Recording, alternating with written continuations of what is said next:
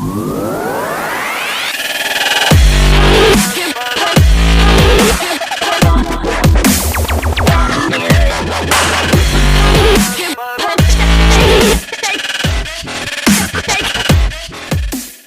back to It's a Grandma Matt podcast. Episode 12 is here. The season finale. We're over. We're over. We're done. That's it. Good night, guys. We're calling it quits. just like British TV, right? Right, exactly. No, but tonight is the last episode of our first season. So next week we will not be recording. But 12 weeks. What have we learned so far? That Graham loves the word community. Yep. Yeah, I guess there you go. I don't know. Super important. So I mean, quick recap. So we had some great stuff happen this season. So I mean, just some of the highlights I have: mental health, fantastic. Yep. Tammy Gay Baker, amazing. Those are really big highlights for me. I thought that they really brought the heat in terms of content, and really enjoyed those episodes. What are some of the ones that you guys really liked? Probably much of the same. I mean, it's good to have guests on, and then all of just getting back into the grind of having conversations with you guys, and the Civil War having some lunacy, and then having some real talk. It's been good. Yeah, I mean, the Civil War episodes. My personal favorites were the last two we did, the conspiracy ones. Those are fun. Those are great. Fun. Yeah, and apparently I realize you guys are douchebags. Oh yeah. yeah. Picking on me for everything. That already, though. Oh wait, I should have. Yeah, you should have already gleaned that information. Yeah, conspiracy theory for sure is definitely needs to be like the next some more highlights, because we got a lot of people talking about us doing some more. Oh yeah, I'm all about talking about more conspiracy stuff. So. Oh yeah, I mean, I really feel like we really only scratched the surface. On what's out there, and I mean, we've had some good feedback from our Discord on some more things we could talk about. And so I'm really excited to revisit that one in the future. But tonight we have not one, but two guests. Yeah. We've got Jordan and Jeff. Fun. Jordan and Jeff. And so kind of some background. So Alan and I are in a group on another Discord group with these guys, and we have an event every couple weeks where we have a few adult beverages and we play video games. The last time we did this, we got to talking about some political stuff. And as the head political dude of this crew here, I think, I highly suggested that we got these guys on the show. I won't go too much into the introductions. I'll let them do that for you. But basically, I thought that this would be a great medium for us to kind of go over some of the things we were talking about, kind of get into it a little bit more, with a few less adult beverages in us at this point. I'm sure. I mean, we're getting to that. I mean, it's gonna get good. But I'm genuinely really excited to introduce you guys to these folks, because they're good dudes. They got a lot of cool things to say. I know a lot of you guys have been asking for more disagreement in the content. Tonight we deliver on that. Okay, here we go. Yeah, big time. Tonight we're gonna deliver on that. So hope you stretched your fingers out. Yeah. Oh yeah. For sure. Here we go. Oh, there he is. Here we go. Whoa! Minus Jordan here. Whoa. Yeah. Sounds like Alan trying to DJ. Yeah. What is this?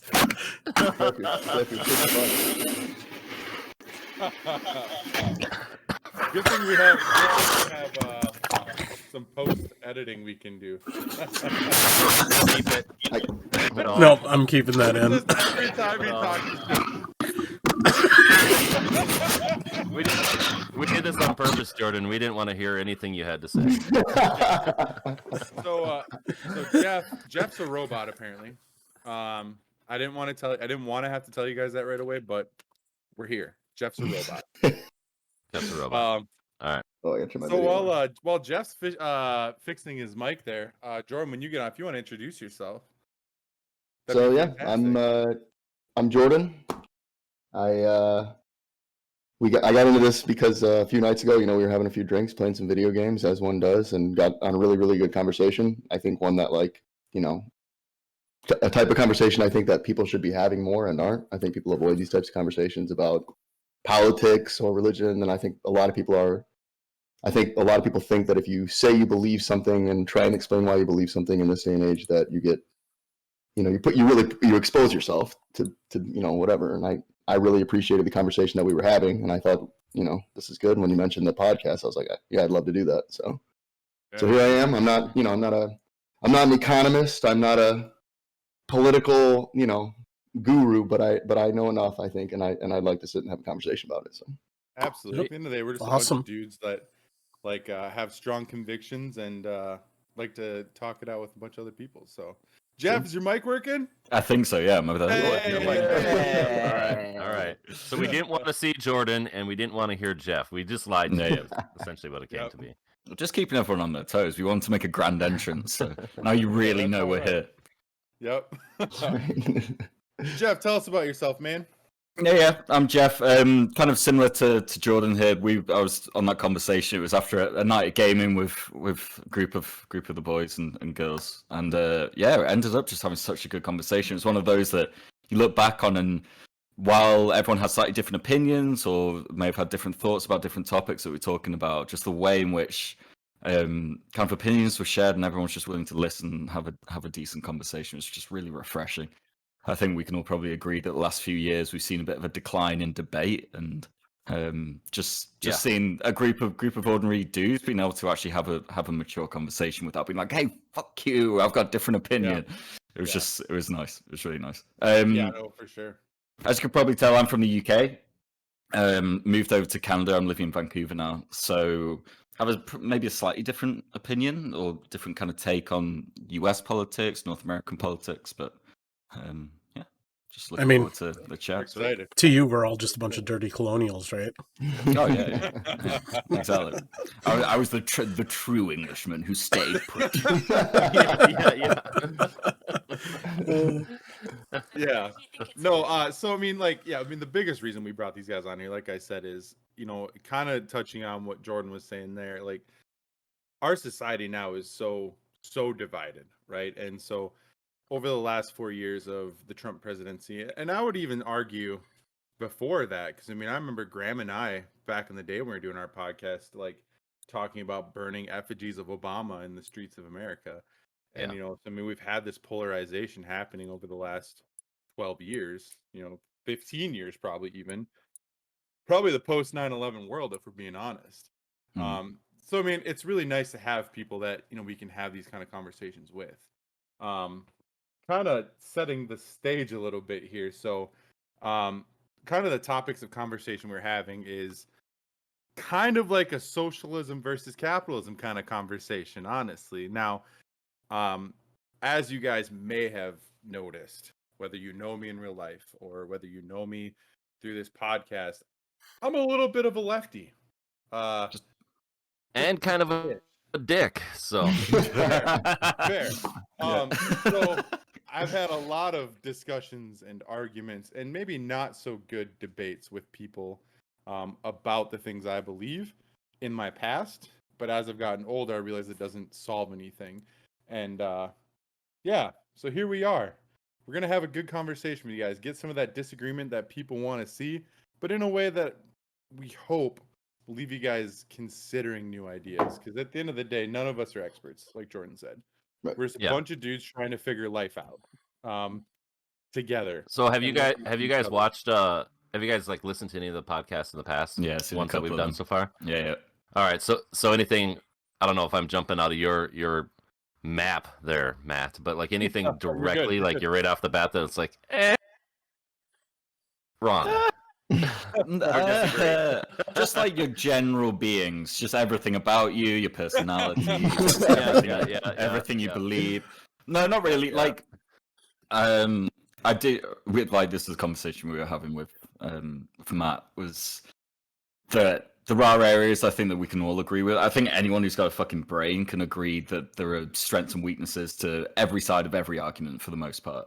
And I think that I'm looking forward to this conversation of honing in on some of those. I love the socialism versus capitalism, how no one ever seems to look at it and be like, okay, what's good about socialism? What's good about capitalism? How can we merge them and create a political system or a social system that works? Yeah, Absolutely. Instead, it's just like, no, we have to do it this way because that's how it's always been done. It's like, how has that ever produced any form of like social or political moving forward or enlightenment? Right. Absolutely. For sure.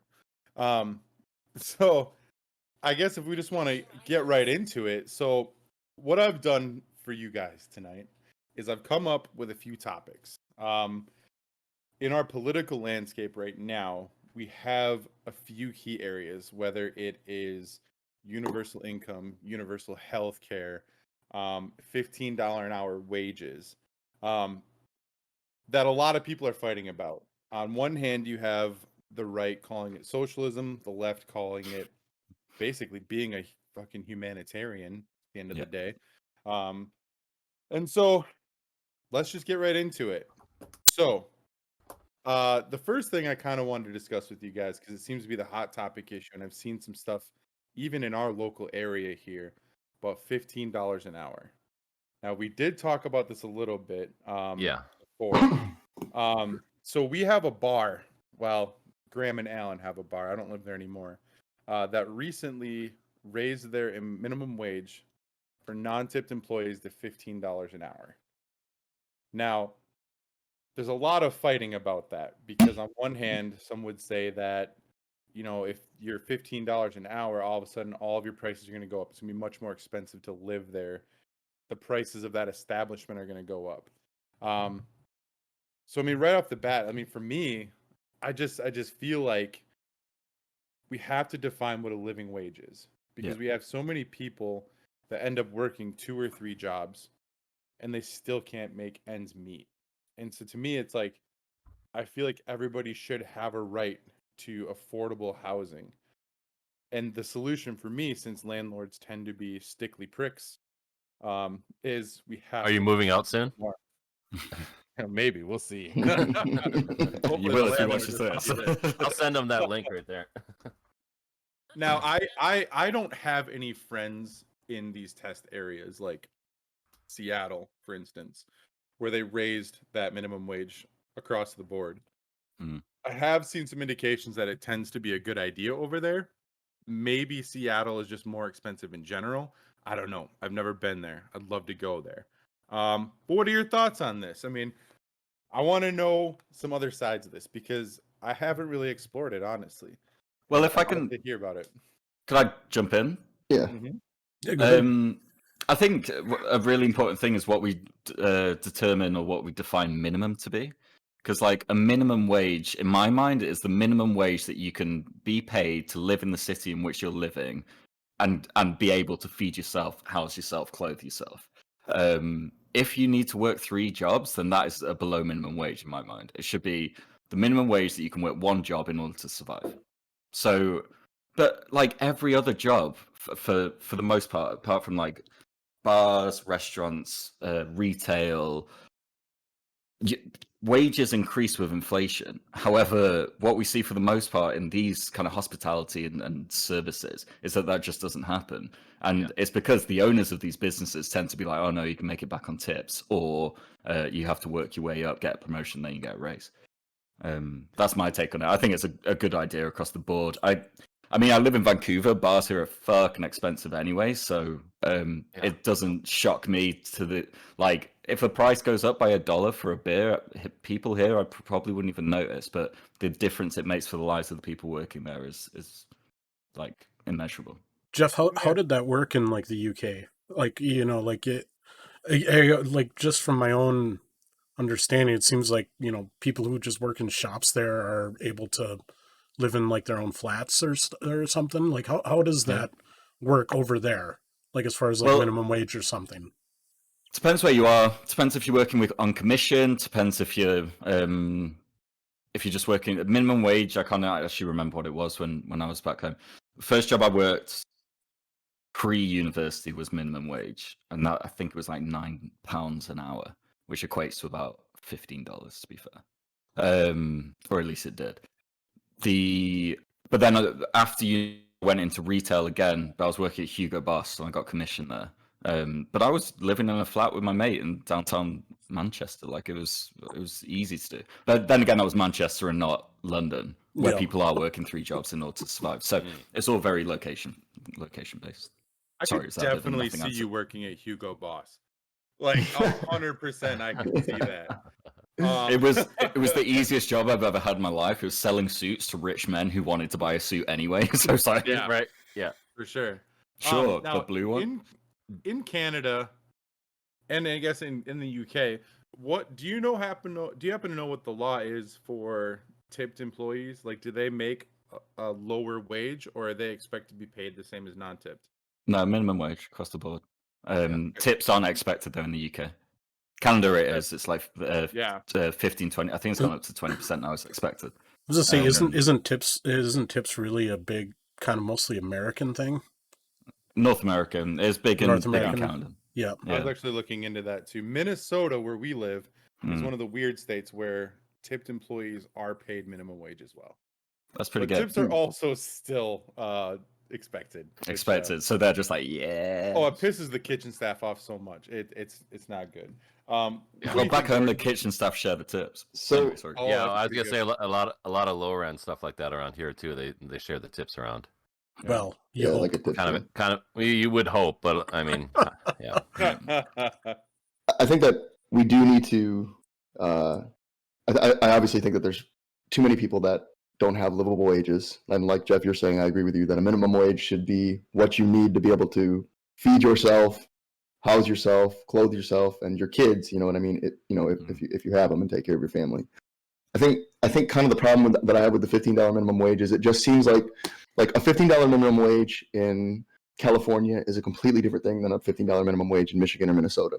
I think what it does is I think when we talk about these things, administrations will do things like say $15 an hour. That sounds great across the board. Everybody wants to make more money, and like we need to make this a federal mandate. The problem I think with doing it federally is that states are so different in the way they do things. If you raise it to $15, minimum wage, where I come from, like, a little podunk town called Eaton Rapids, it's like nobody can have employees. Like none of the businesses that are real small businesses there can manage that. Yeah. And so now they're breaking the law, trying to serve people food and things like that. So they would have to it's like you say, jack the prices way up and or like close it down. And I don't think that that's an excuse not to let people live, you know what I mean, or to make people starve. But I do think that we have to be really, really careful and view it on like maybe even a county basis or at least a state basis. It should be based on state, and the state government should be incentivized to raise their minimum wage federally. So rather than the federal government say, well, $15 an hour, that's what it is, everybody plays ball. Instead, the federal government incentivizes their state governments and even more so their county governments to go through, do like censuses, see who's getting paid what businesses are making more money, what businesses have a bad business practice of scooping too much off the top and not paying their employees enough. I think it needs to be surgical when you do things like that, because that's totally. Yeah. So I was just going to say that's such a good point. Like making it scalable, make it. It's such a vast country to kind of whitewash everything with the same right. just doesn't make sense. Right. And that's kind of how Minnesota, when you look at like wages and how wages have moved up, they haven't moved up in a long time. Right. And that's kind of the hard part too. If it has, it's been very, very small amount. And so when not following like inflation, where things are getting more expensive and you're still getting paid what you did 10 years ago, that's the part that's screwing everybody over, at least financially for a lot of people, where you got to get a second job, third job. But then now when you look at like minimum wage, which I'm for, but at the same time, like there has to be like a better plan than just saying across the board, right? Because once we go across the board, you're going to screw people over, where in smaller areas like us, $15 an hour is quite a bit of money. I work in a licensed mental health position, and I'm just barely above that. Yeah.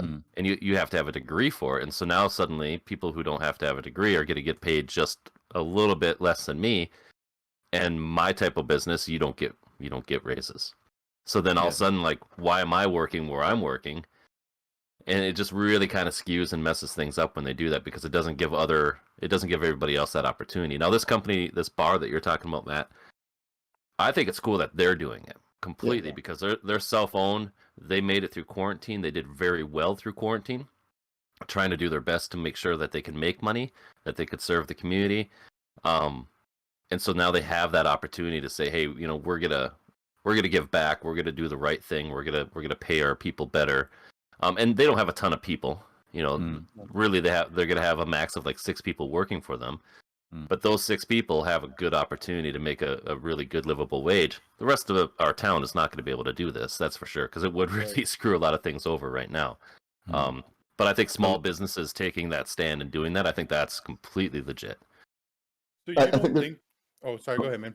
I just want to tag on the timing of it all. Like you mentioned that right at the end there, and I really think that like coming out of the quarantine and things like that. Like first of all, I think we're about to hit a major market crash. Like I think that if you watch anybody that's talking about the economy right now, everybody's just waiting for it to happen, type thing. You know, everybody kind of realizes like this is a bubble, it's going to pop, and businesses are going to suffer.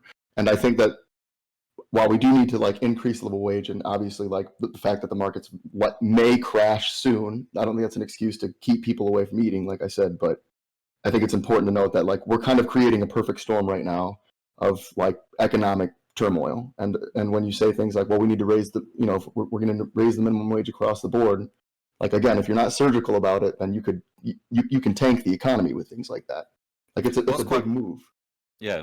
I totally agree with that. And what is quite interesting is that we are coming out of a year where so many small businesses have closed. So many businesses have taken a huge hit.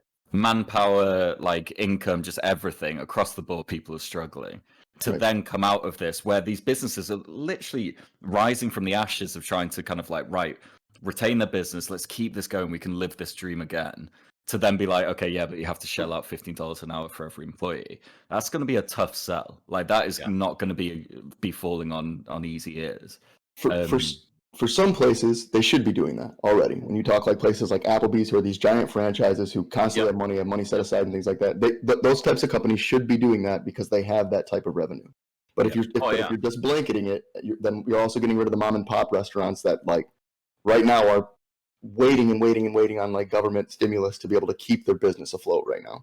So and during the pandemic, those type of companies surely had that opportunity because that's what was left open for us to eat. Right. Those are the things that those are the companies that made the money, is the franchises, the large companies, and for all they have to do, they just have to change like their new special deal on their menu, 2 for $5 or whatever. You know, it's just to make it an extra little dollar and give these people the, you know, a good wage. But like you said, Jeff, too, like there was a lot of American chefs talking about like that 60% of the food industry is going to disappear during the pandemic. They weren't far off. Ton of that disappeared, and for it to come back, you know, they're like maybe 30-40% of it's going to come back. And so I agree too, like this whole thing, like if you force the pay up for these companies that are trying to fight to come back and just barely making it in the first place, we're going to make sure that we only have McDonald's and Applebee's and crap like that open. Right. And I think that that's important is we want to make sure that we want to support local business all the time. And we want to make sure that when we do things like raise the minimum wage to $15, that we're literally not just getting rid of like, you know, all the local grocery stores and things, you know, and only having Walmart, because they're really the only ones that can afford to do it. I'm not saying that that's, you know, they're not the only ones that can afford to do it, but you get what I'm going with that, I think. Yeah, that's actually a really interesting point. Really interesting point. And one thing I was just thinking as well, whilst we've been talking through this, is raising the minimum wage and the raising of prices that is bound to happen because of that, it's just going to force further inflation. So it's just going to completely skew the market and actually probably make it completely irrelevant. So like using this town as an example where the bar's raising their prices, if everyone else does the same thing, then anyone living in that town is just like, well, everything costs more, so it doesn't matter them getting paid more. Yeah, you guys have brought a couple of questions to my mind. So number one, I do really like the idea of the surgical increases, because I mean, you're absolutely correct. I mean, like if you give a $15 minimum wage in a tiny ass town, you are going to see some smaller companies go under, and that's problematic. More on that in a little bit. But like, what if, I mean, shit, we might as well just make this episode like how we're gonna fix our country, because I think 5 of us like, let's do it, guys. But like, think about it this I'm way, not right? answering any emails after this. Thanks. Like, I'm never going to be think about seen this, again. right? So if you like, so I should have wrote all this down, but it's in my head. So number one, the stock market crashing, right? So the stock market crashing, that is bad for some people. So like me, like I work at a massive company. Stock market bursting would for sure hurt me. Now, somebody like Graham, if the stock market crashes, I don't necessarily know that it would affect you because you work in a public place, right, Graham?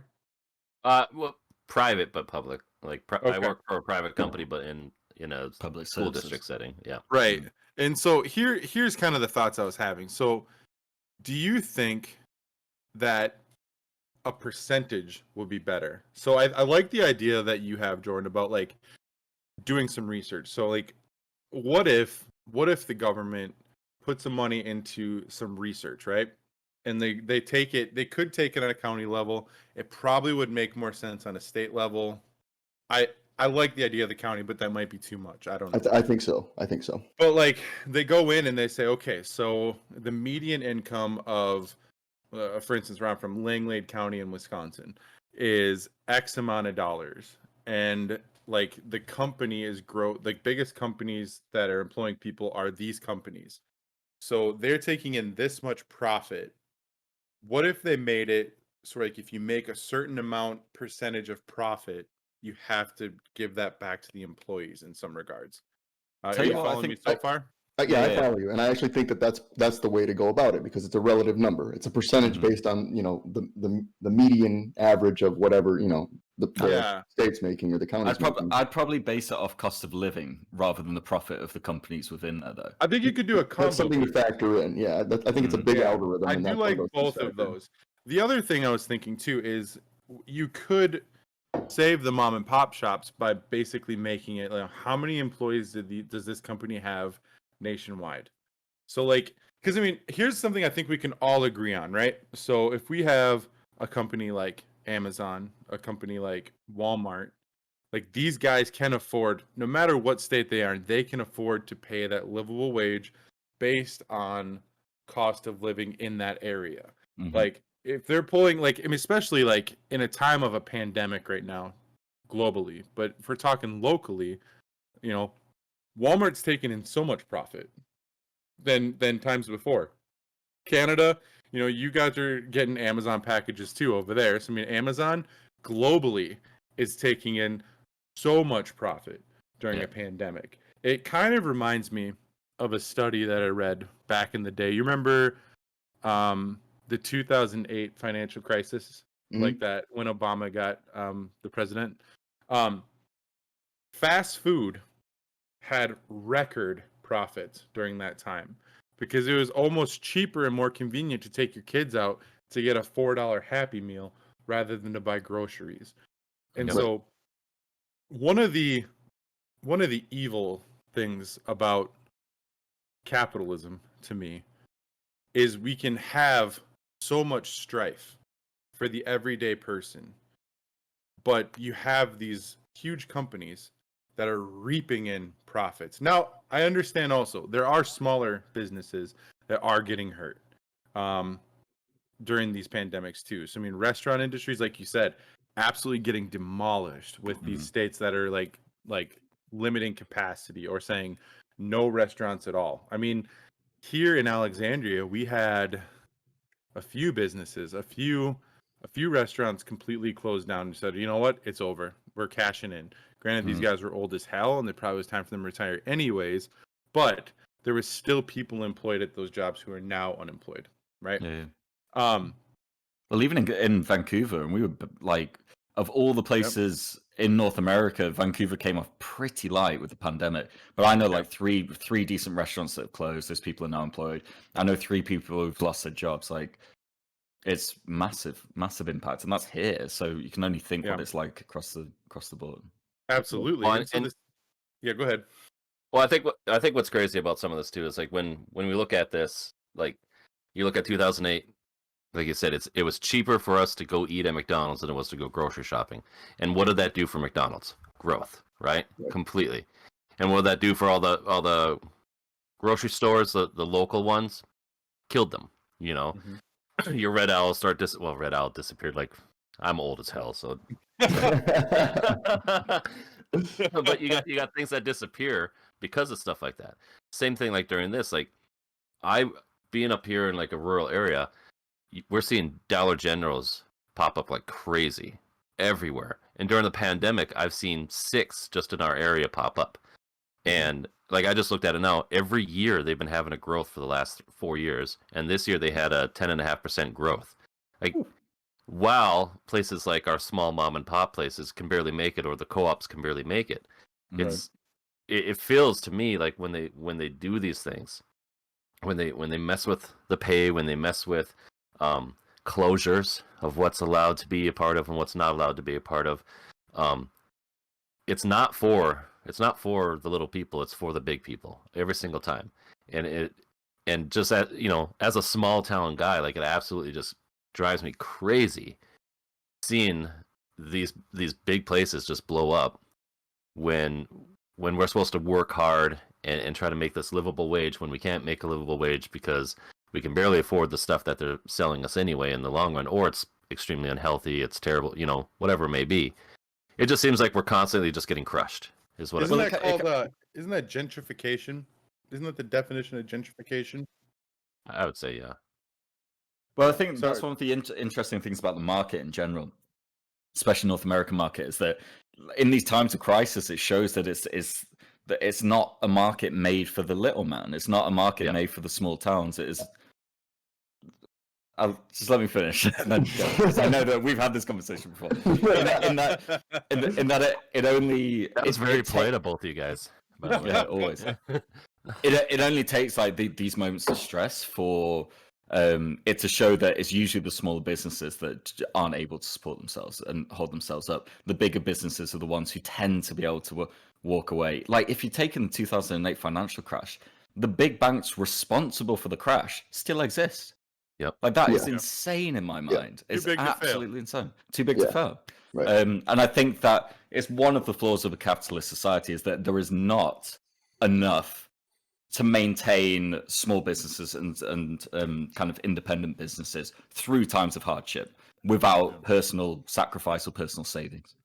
I gotta say, before you retort to that, Jordan, this is a perfect time for a shameless plug. If you haven't watched the Stonks episode, people, go watch the Stonks episode. We discussed that.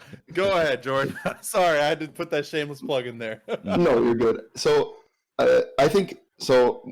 There's an argument to be made that the stock market doesn't represent the little guy, and I think you're right to an extent. But the idea is like these companies that are represented on the market, you can buy into. It's really hard to make money unless you have the capital to make money, right? So it's really not like let's say like day trading or whatever. That's not for.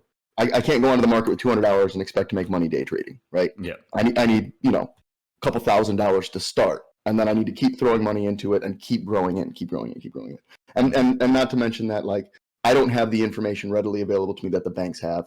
And we talk about insider trading and things like that. All of that shit happens. Everybody knows that happens. It's not a secret. Everybody knows that these businesses get together. They talk about their movements. They talk about the things they're going to do. Investors get together. They talk about their moves, and then they plan accordingly. And I think that's wrong, right? But I think that that's a product of late stage capitalism. And I think that if we're getting into the theme of socialism versus capitalism, then what we really want is a return to like Adam Smith's capitalism, Wealth of Nations capitalism, as opposed to a socialist system. And I don't want to dive too deep into this. Like, already we can break we're there, apart baby. bit by bit. Yeah, here we go. So, but hold on tight. Here we go. but I think that what you do is you're throwing a lot out. By just saying, well, capitalism bad. Capitalism causes poor people. Capitalism does this. I think that, so there's always haves and there's always have-nots in any type of distribution system. And I think that to have the government, a socialist system essentially says is that it's like the government is in control of the means of production, the produce, the profit, all of that. The government controls that. It's centralized. So the problem I have with that is that I pay taxes now. We all do.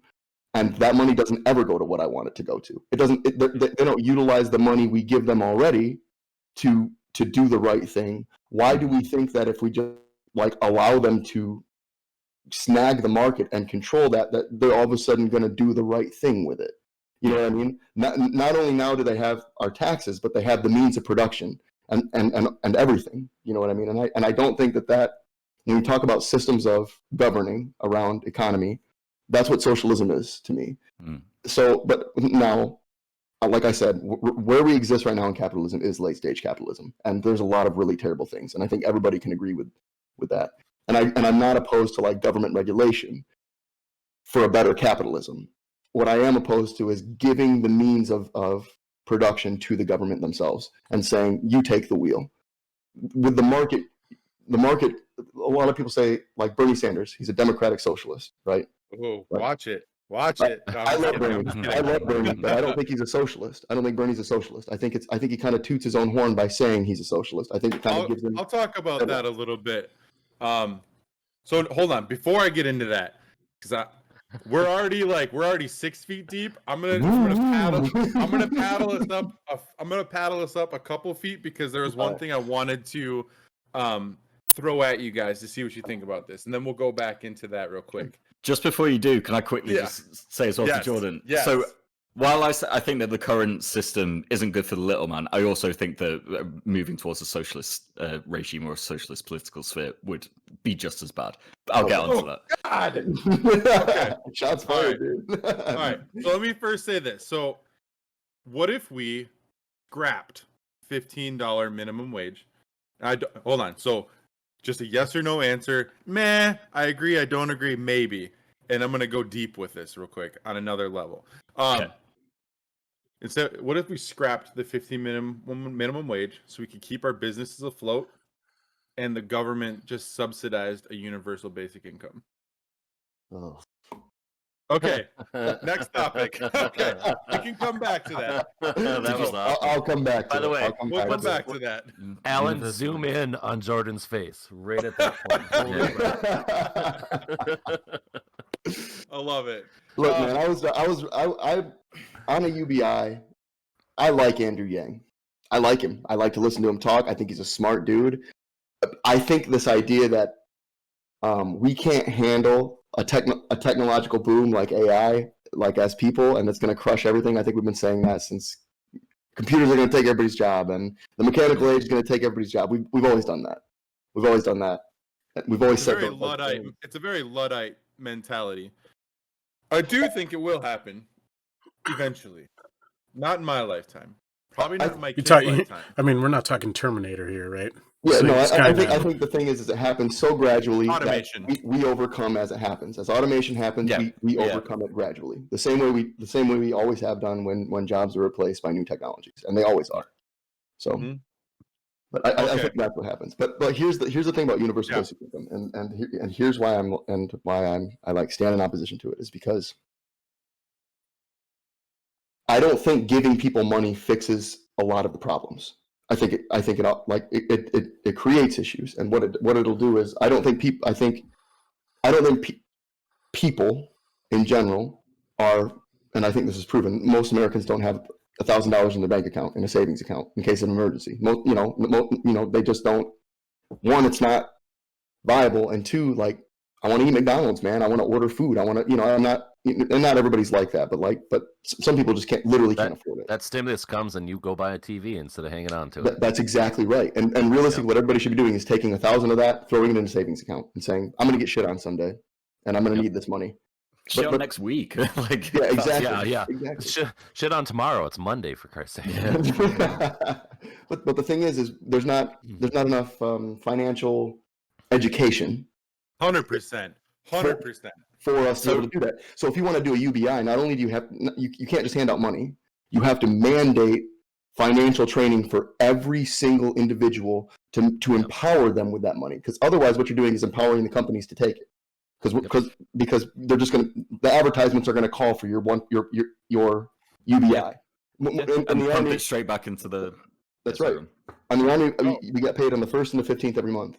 The stores know when you get paid and advertise to you on those days. They want to take your money on that day because they know exactly when it comes. And I think that UBI would essentially amount to the same thing. You'd have these giant like sales every month on the 1st, and everybody be like, oh, you pretty much can't afford not to go buy this new TV or whatever. It'd be like Black Friday every single 1st of the month. And people would just go blow money. Proof on how they do it is like Native Americans and how they do their first of the month paychecks coming through the government, through treaty laws. The stores around here, so we're surrounded by 3 reservations, and we're very low income reservations. That we have casinos and things like that, but we don't. They're very low, medium, low income reservations, and are like most in the country anyway. Right. And so when the government money comes in, same thing here. You see that all the time. The government money comes in. Walmart advertises all their shit food on the end cap of the aisles, and their that 75-inch TVs right now at Walmart for $400. Yeah. Well, when you don't have anything, when you're living in poverty, and you have that poverty-stricken mentality, and like you both are agreeing on, nodding on, when you're not getting enough education on how to deal with it, because the government, they want you to give that money back to them. Right. So when they're doing that type of stuff, that's exactly like perfect proof in the pudding what you're saying. Yeah. But doesn't that keep the wheels of capitalism rolling, though? I mean, yes and no, but not in a healthy way, not in like a sustainable way. Yeah. And I think I fully agree. I fully agree with Jordan. I keep trying to call you Daps. Fully agree with Jordan. In that, I think that money could go to better use. I think a UBI, use that money, put it into education, put it into healthcare. You're gonna have a healthier future society for it. Yep. Yes, and I think that when we talk about a lot of times when we get into this conversation about capitalism and socialism, it's like the saying, like, if you like the post service, then you love socialism, right? It's like that. Like not Are you not stuck really. up this or playing Sea of Thieves or something like? What? I think maybe actually. Share the wealth. Share the chest. Yeah. All right, I'm gonna go deep. All right, go on. Here we go. So his wife has never said that, by the way. Not true. She might not have. Just not to him. Not have. Yeah, but your wife has said it to me. Okay. So, anyways, so when we think about socialism, and especially when we think about somebody like Bernie Sanders, he's like, let me back up. So when we think about socialism, our first thought is immediately going to countries like Cuba, the Soviet Union, China, which is a weird kind of socialist capitalist hybrid that I don't necessarily love. But dictatorship, I think is the word you're looking for. Yeah, that's immediately where our mind goes to. Right? Yeah. And so, like, I think the problem is in a lot of ways that people don't understand how capitalism works. A lot of people don't necessarily understand how socialism works. Yeah. Now, you had mentioned like the government seizing the means of production. You're half right on that.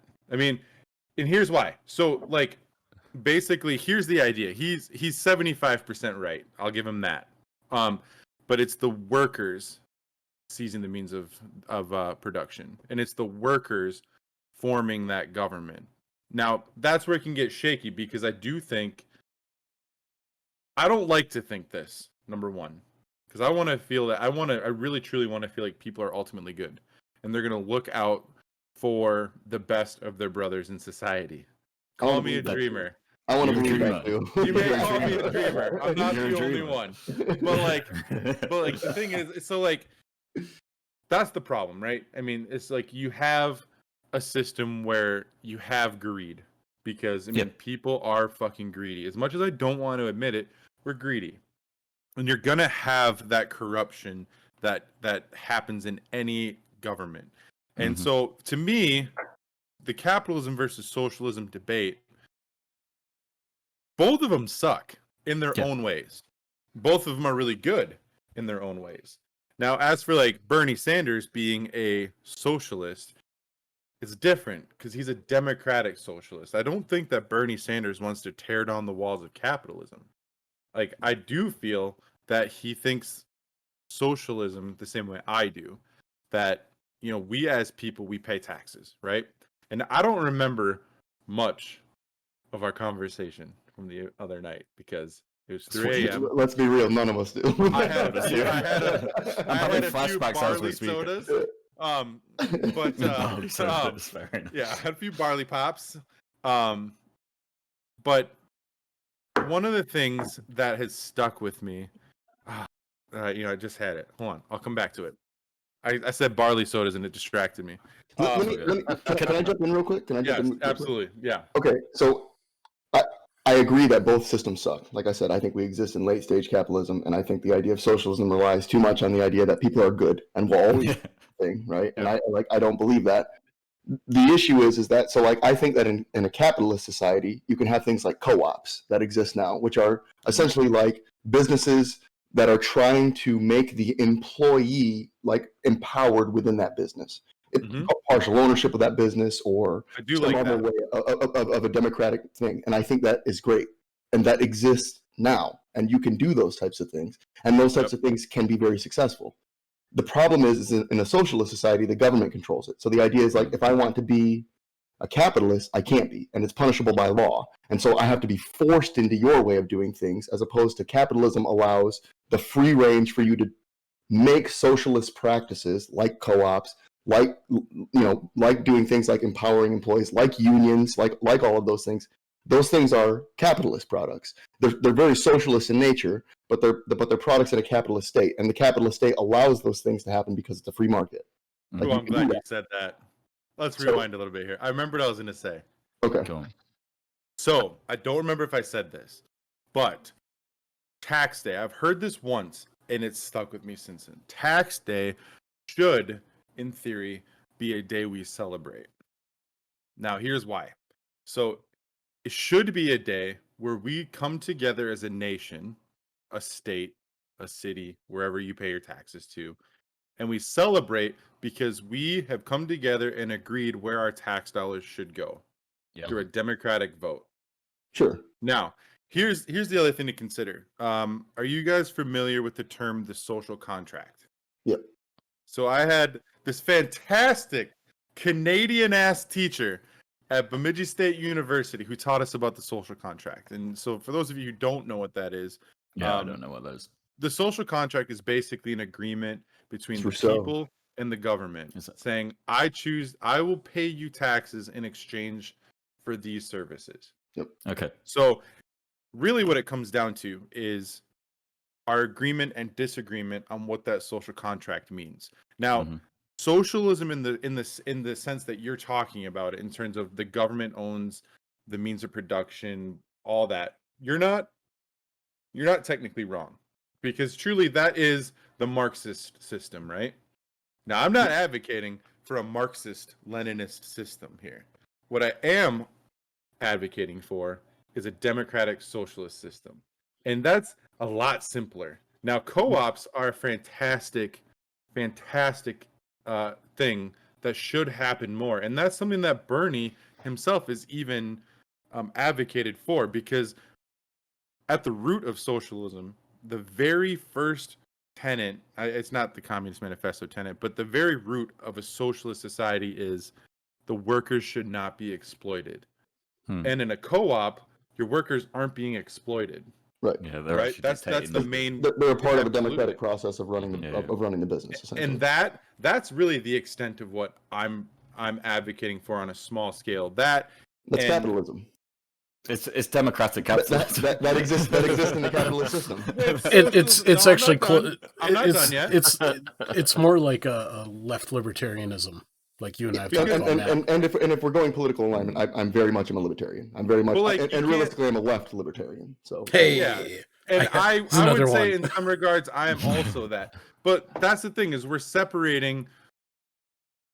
We're still not separating ourselves from the idea of socialism, and like the USSR. We're saying that socialism. I need you to do that for me. I need you to do that for me. Let's do it. So socialism to me. Can I just wade in? Yes. Very quickly here. Yes. I don't think there's any point. Like, I think the simple argument of like introducing socialism, we are so past the point of most North Americans being able to comprehend what the fuck that means compared to, oh, you want us to be a communist. The thing is, socialism, when put into practice across the world, what we've seen time and time again is that the greed greed of humanity and corruption has taken it, and it's taken it by hold and transformed it into something which it was not intended to be. Right. They have marred what socialism should be. And what we need to start calling it is humanitarianism. Sorry, I got that word wrong. Humanitarianism. You're good. Because that's exactly what it is. It's like helping your fellow man. But being willing to pay taxes because you know it goes into a better society for your fellow man. The more you go down the route of trying to like fly the socialism flag, the more it's going to alienate people and push them away because they don't don't understand. I think that's the argument we should be having. The hard thing about me for that though is you're making it sound like, well, I mean, to be fair, it probably is. Socialism is such a swear word in our society when socialism to me is that sucks so much ass. But here's the thing. Here's the thing: is you so have much pen waving. I want a pen. you have to compete with that. Because I'm sorry, I gesticulate. No, I love it. You have to compete with that. You have to compete with that. You really do have to do that because the history is there for socialist nations. If you want to talk about Scandinavian countries, that's fine. You want to talk about Denmark and Sweden and those places that have some socialist qualities about them. Denmark doesn't even see themselves as a socialist nation. No, and they kill it. Like their education. We say that. We call them socialists, but they're not. They exist they have a free market. They exist there. They just have more government control. And I'm not against that type of thing. They pay higher taxes and they know where the taxes go. And I think that's just exactly. But not only that, but we're talking about a number of people that is almost uncomparable. If you're talking about populations, and that plays into it, and that is important. Yeah. We want to talk about Scandinavian countries, but we don't want to talk about the difference in population and the difference in mindset. Americans are consumers, like we have been for a long time. Is that right? No, it's not, and I hate it.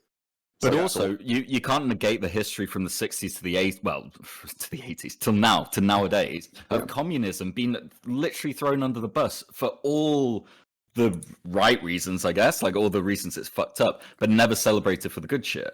Right. And because communism, again, has fallen into these, like, tyranny, kind of slightly fascist regimes. Right. Just to add on to that, like in America, we've kind of basically been taught that the USSR is what socialism and communism is. Right. And so we equate it to what the USSR was, which was basically, it was just the thin veneer over the oligarchy, is all it was. Yes. Well, that's the thing. It's like there's never been a fully communist nation yet. Because a full communist nation would indicate that there is no longer that government hierarchy at that point. There's been a lot of attempts. A lot of attempts. And they will fucking fail. So here's the other tenet of socialism or socialized programs, and that is redistribution.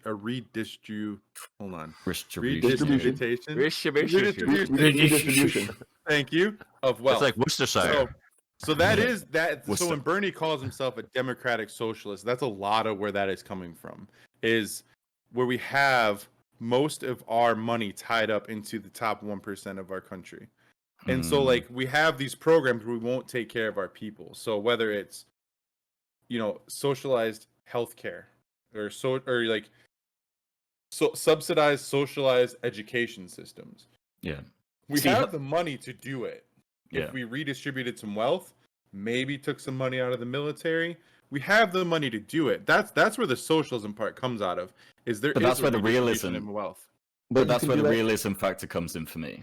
Sorry, Jordan, I'll just get this point across. Go ahead. I think healthcare is a really important one, and this is one of the irritating things about the States. It really bugs me is that people recommend a centralized healthcare system, and people call it socialist. So I'd never do that as socialist, which is because of this like historic embedding in the brains, whatever.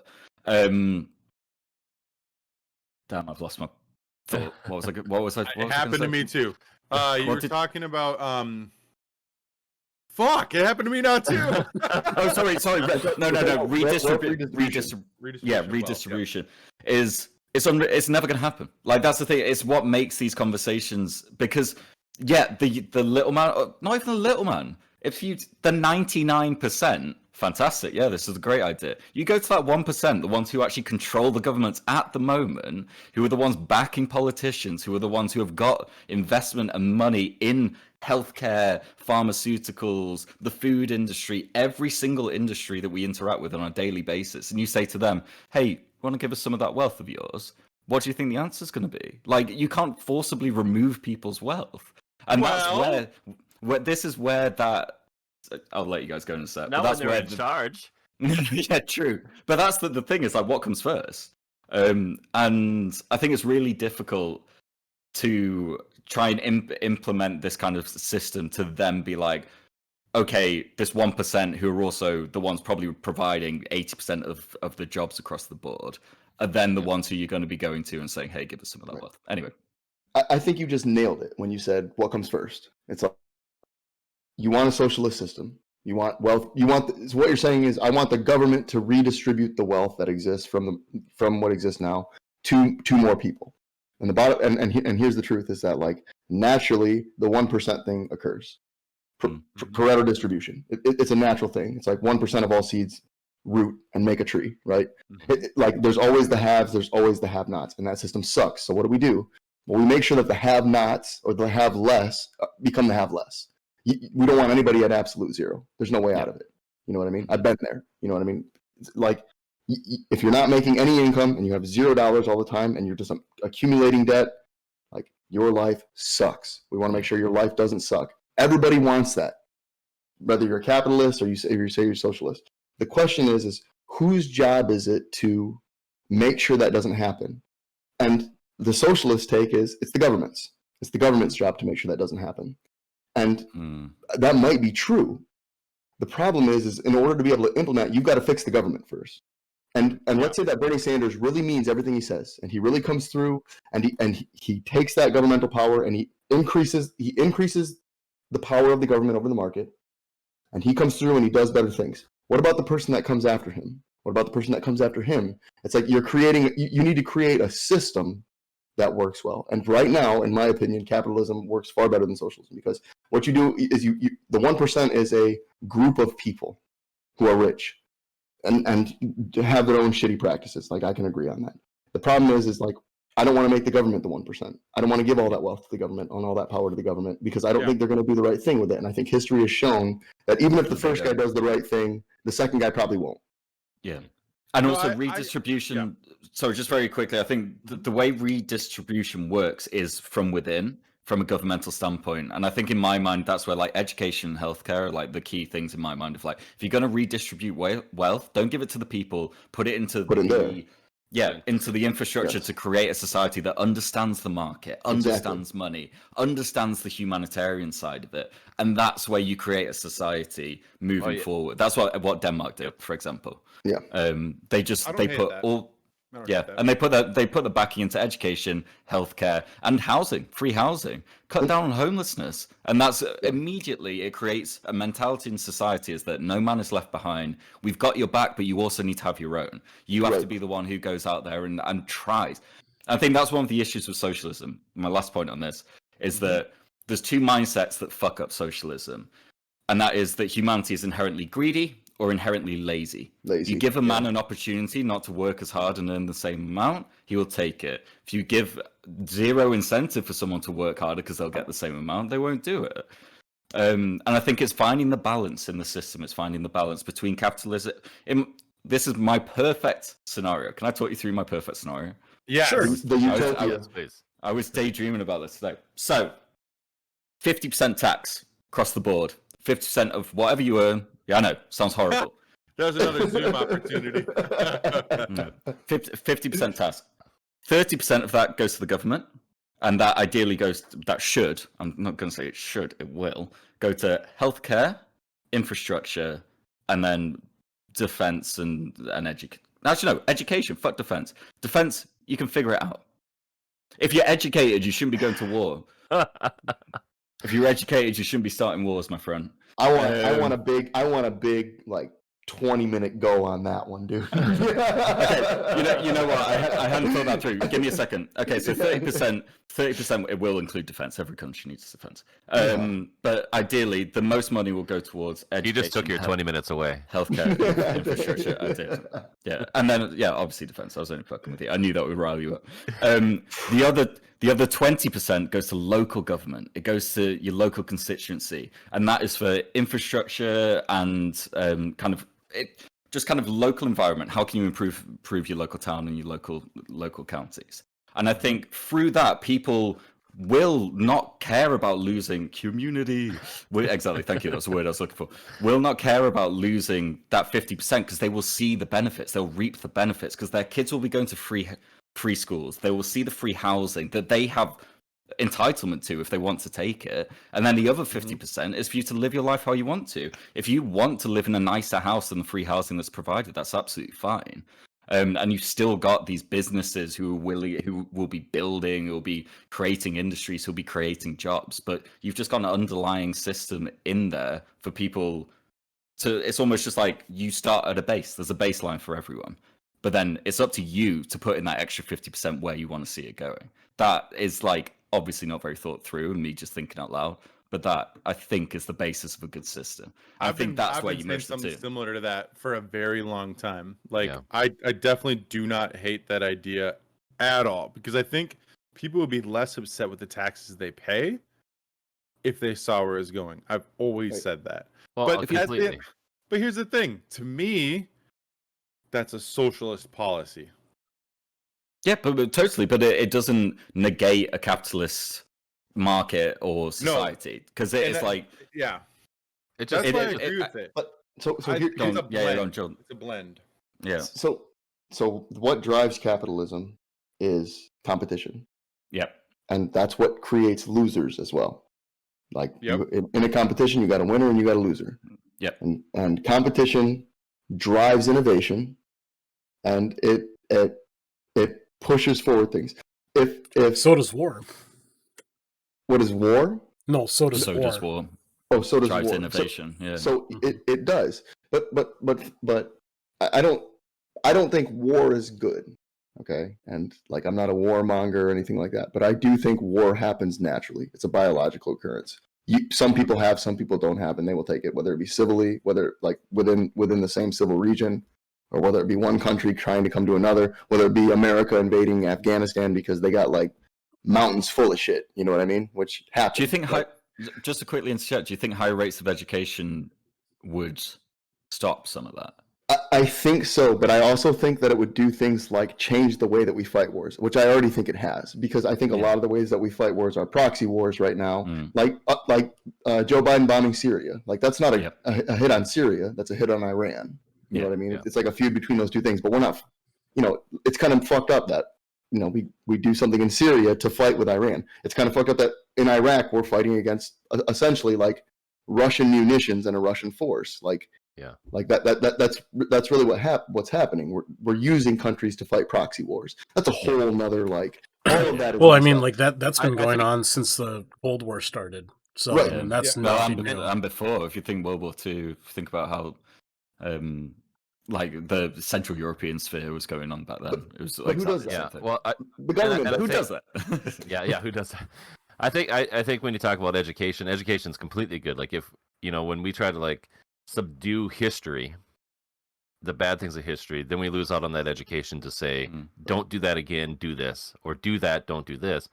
The other problem is as an organic being, regardless, we're inherently bad and we're inherently good. Right. And so we're always going to be because I agree, more education for sure on this stuff, on everything. We're not going to better our society by being the way that we are now, and acting like Neanderthals. But I always think there's going to be some prick out there. We're always going to be a prick at some point, right? We're always going to be an asshole at some point and need something that's somebody else. Plants do it, animals do it. We're going to do it. The galaxy does it. Oh, we're losing you. The inevitable Graham your thing when you're Freeze. talking about the There it education is. part too, and going like how Denmark. No. Well, yeah, the Graham spree. I haven't sitting for a while. I enjoy what they did. And did I freeze? Yeah. You know, Is that what you said? God dang it! You're It's not way even on the saying. line. It's but way now- on but the now- thing. But now we can hear you again though. Now you're just that's all that grooving. matters. And I'm grooving. I'm dancing because I'm fucking freeze. I think we're back. I think we're online. Yeah, I think you're good. That I freeze think was in my mind- mid-continent. Mid-continent internet. Yeah. I think the thing is for me, like, it's why I always go back to education and healthcare, because education to me solves so many problems that cost every country so much money. Higher education rates, lower crime rates. Higher education rates, lower unemployment. Higher education rates, lower homelessness. And that has been shown over and over and over and over again. And yet the first place which seems to get money cut from it every single time when a country is cutting back is education. Oh, and it's not even money. It's the to the point you were making, actually, Graham. It's a really nice one. Is the actual, what's the word I'm looking for? Not agenda. What gets called the school curriculum? Oh yeah. Needs complete overhaul. The way that we Oh, yeah. teach every single subject is fucked because it is all based on a memory game Standardized testing. and money. Yeah, testing for standardized money. testing, and it's not built on skills-based choice for young people. It's like there should be some. I have no idea how you could introduce this, but some way of actually judging people on the skills which they are innately better at. And if you, And we used to have that. We used to have.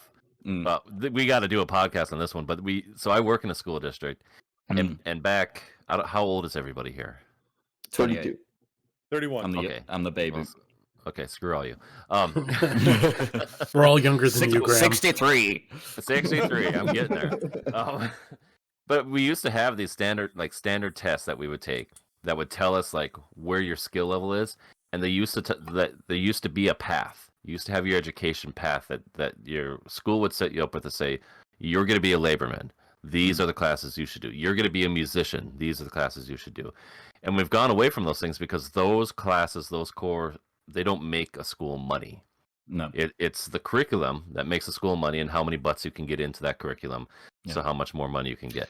How many people you can get into medicine and law is pretty much what it boils down to. Yep. And so like schools, when you have like up here, welding is huge. Huge. And so when you have kids that want to drop out of school because they're going to be welders and they hate taking the same BS that they have to take because it's required, even though they're never ever going to use it. Like history, let's just say, or Spanish or whatever, some weird class that just doesn't cut it for what they need. I mean, those things are needed. But I was going to say, like, the two things I actually would keep is talking about, history and language. Yeah. Okay, let's. I was getting ready to argue at that point. Yeah, no, I'm just picking out of the top of my head because I'd say maybe like geography or yeah. Those are the two teachers I hate the most at my school. So. Calculus. But when we see their potential, and we end up losing kids because of that. Like we have kids just drop out because like I'm gonna make $70,000 being a welder, and you can't make me graduate. Yeah. But then if you don't graduate, you're fucked in America. Yeah. Like, well, not only that, but if you don't become a welder, what are you gonna do? Yeah. After that, and so, but my whole thing with all this, it comes down to when we talk about like the change factor, right? We have the idea we're making the map here right now. It don't fucking matter in America. We want it right now, or we don't want it at all. And so Denmark. Amazing things, like everyone, like a lot of countries are doing amazing things by changing their format, by dumping what they were doing that wasn't working and changing it and getting on the same page and doing that. America is too vast, has too many assholes in it. We want everything right now, right? Like, so the stimulus check, same thing. Some people really need it, some people don't. The people who really need it, what are they doing with it? Spending it on TVs. The people who don't need it, what are they doing with it? Spending it on TVs. Yeah. So we don't even have, because we don't have education, we don't have understanding of economics. Socialism is a swear word, like you said. Growth and being a common entity in some of these things, not in everything, because we need to be individuals. We need to have our own version of something. But because we're unwilling to do that, and we have been so long, because it's the American way to fuck you and shove it up your ass. Yeah. Because we're doing that, we're never gonna get there. We're an empire that's not going to be the top tier forever. And that's proof in the pudding by these other countries that are going out there and changing what they're doing, or holding on to some of their past, like a communist, socialism, China, where that's expanding into the whole continent. Yeah. Like building transcontinent roads and like building cities in a year, like all these things that they're doing because they're seeing like, hey, if we do this now, we're going to have a better future, where we're like, now, the immediacy is what you said is really... Yeah, we're willing to die, essentially, what's happening here. Like, so, Graham, are you advocating that we turn our education system into more like Finland, which you believe doesn't exist. Fair. Graham, to your point, like it's not on my risk map, so I I have a question about the education pass, though, because like I remember like I was watching like an Eddie Izzard stand-up special one time, and he was talking about how when he was in school, they would take tests and like, you're gonna be a plumber, you're gonna be the best plumber ever. Is that still a thing in the UK? No. Standardized testing, learn the same things. You get to the age of 15, then you get to choose 3 subjects that you take forward. Then from those 3 subjects, you choose something and go off to university. I ended up studying history and politics at university because I liked my history teacher, and that was pretty much it. That's what I studied in college. Yep. Yeah. What we need to introduce, in my mind, is it's half and half. Again, it's a balance, and it is the idea that there should be some standardization. History, I think. Every single motherfucking kid should learn history because you need to know how we've got to where we are. Without that background and without that knowledge, there is no learning from past mistakes, and we just repeat the cycle without skipping chapters. Without skipping. Well, here's also the thing. not a westernized history.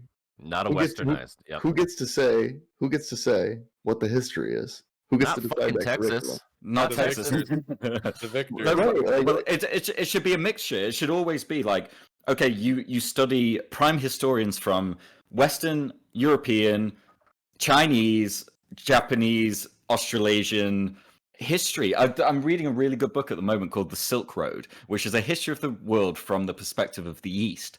And it is so fascinating because it's talking about like the Mongolian and Chinese dynasties and how Western civilization would not exist if it wasn't for the trade that was brought through from the East. And yet That's what China's doing now, right? Shit. They're bringing back the Silk Road, right? And what I learned about was like, how Montgomery did a really good job in North Africa during World War II. Like, what the fuck is that? How is that remotely relevant to how I'm going to see the future or how I? Yeah. But like, and race. What a good old chap, right? Over here, we learn about how good blacks picked cotton. I mean, that's like right, and you don't learn about. We skip it. And you don't learn about how in Egypt or in Ethiopia there were civilizations and communities who built towns and cities and huge economies before Greece and Rome and like all of this stuff. It just gets whitewashed. So I think that's something that's really important, is that we need history taught in the right way, which is a history of the world, not the history of the country you're in. Because it's always history's taught by the victor, as they always say, and that is exactly what happens across Europe, across Britain, and the US, from what I can tell. Yeah, the Koch brothers own the education system. Yeah, pretty much. And they pretty much, which is crazy. I mean, like, what's that? The Koch brothers, they're one of like the biggest oil. They basically are one of the biggest contributors to like conservative causes in the United States. They were the ones that took over. They were the ones that they co-opted the Tea Party movement. Yep. So that's why when you'll hear laws like when there's schools that will talk about like how they don't support like LGBTQ, they'll go into Texas law and use Texas law as a reason why they don't support that, and that's all things that are pushed by like Koch brothers, other wackos. Yeah, that is. Well, I believe one of them's dead now. One is dead. Yeah. Welcome to America. Yeah. The land of the free. The land of the free, as long as it's controlled by the rich. To me, the problem is not the capitalist system in that. It's that the government doesn't say this is the education system, and you don't fuck with it with your money. Like the government should do more to prevent that type of thing from happening. Yeah, I agree. That needs to happen. It's the same with buying politicians. It's like the government should put in place like, if you receive money from a third party for your campaign, you are not allowed to introduce an initiative to support that funder. Like, there's basic common sense that just seems to be overlooked. Of like, that's blackmail. That's literally that's blackmail. I don't know that it's overlooked. I think it's just paid for. It's just paid for and ignored. In cash. Like in cold cash. Yeah. And for letting more people die, we're gonna give you money for your campaign. You know, like, well, that's something I do want to. That's basically how the NCAA operates, basically. Yeah, pretty much. It's just like we know Republicans like guns. Usually, let's just pump a shitload of money into the NCAA is a really, really interesting story because it's slavery. It is like it's modern day, It is. South Park nailed it. If you haven't seen the episode, I don't think I have actually. oh man, they nailed it. Wait, NCAA. It's spicy. What's the Na- NCAA? National right? Collegiate College Athletic Association. Association. College sports. Oh right, sorry. I thought what's the gun one that I'm thinking of? NRA. NRA. Right. Okay. And sorry. and contrary to popular belief, the NRA does not care about its members. What it cares about is getting the laws passed that it wants. It's a lobby. It's not pro. It's a lobby. The NRA is not pro gun. The NRA is pro NRA. Pro money. The NRA is They also have their hand in education. So Yes. you guys know the history of the NRA? Just gonna nip to the bathroom. I did that too. Pieces.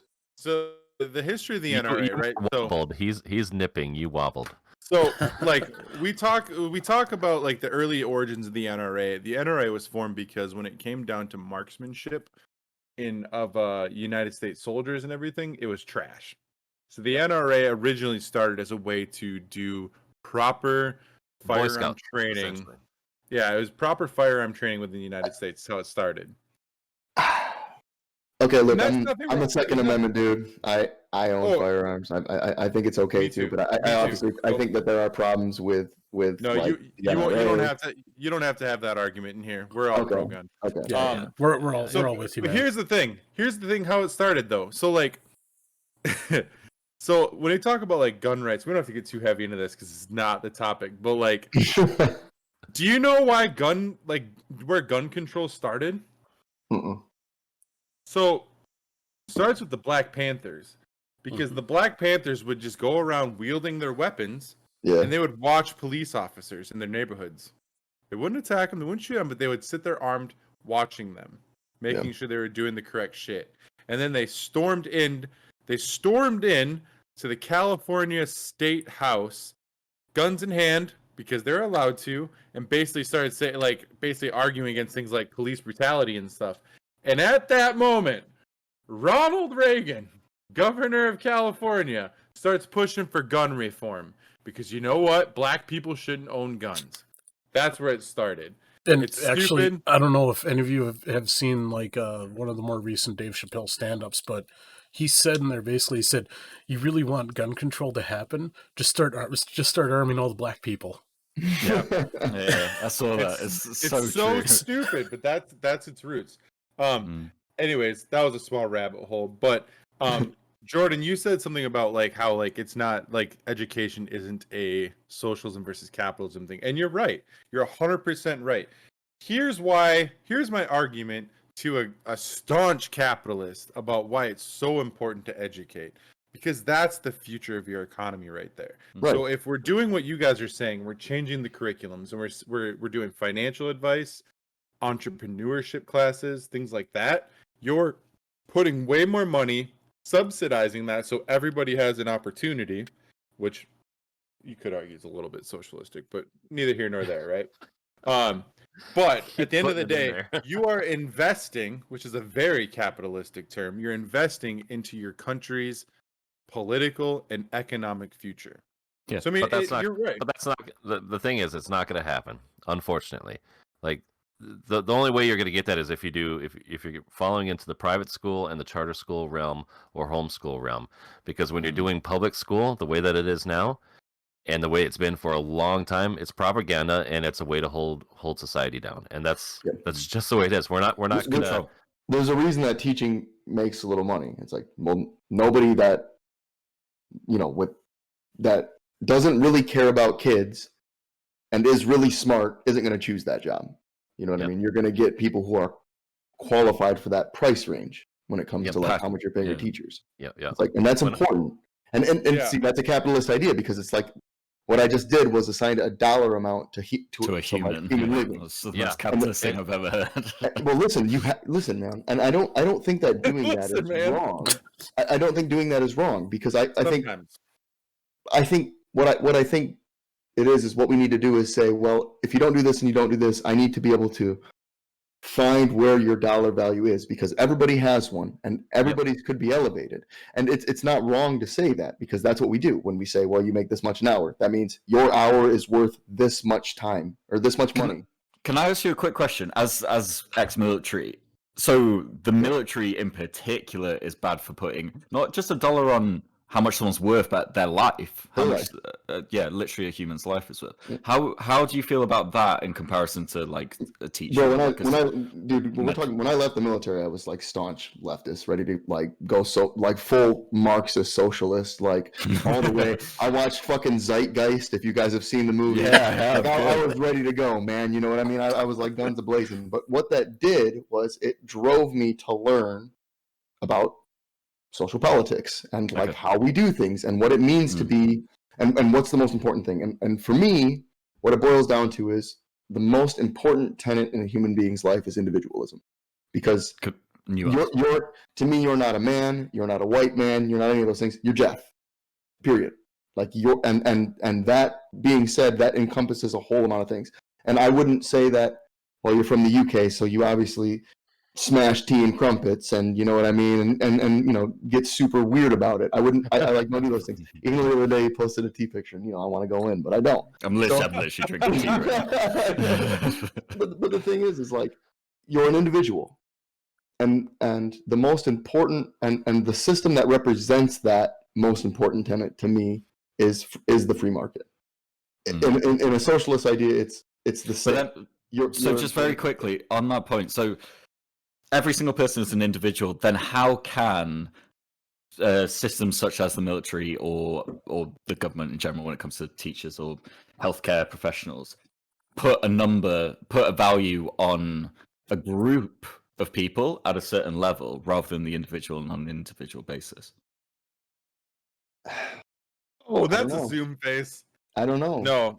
Look, here's the thing. Like, when I was in the military, I hated it, and I was mad at my government because listen, man, I was in Iraq for oil, and people are in Afghanistan for minerals. Like that's the war, and not only that, but like we're not fighting an army, we're fighting people pissed off at us for being in their country. Country. I can relate to that because if somebody were to come here, it's like, dude, come to my. We used to go to people's houses and say you can have 1 AK and 2 magazines. That's it.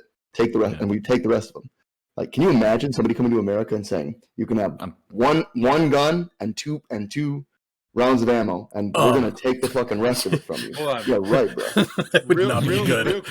real quick here, Jordan. So, like, as leftist as I am, I used to do some door knocking for Ron Paul when he was a candidate.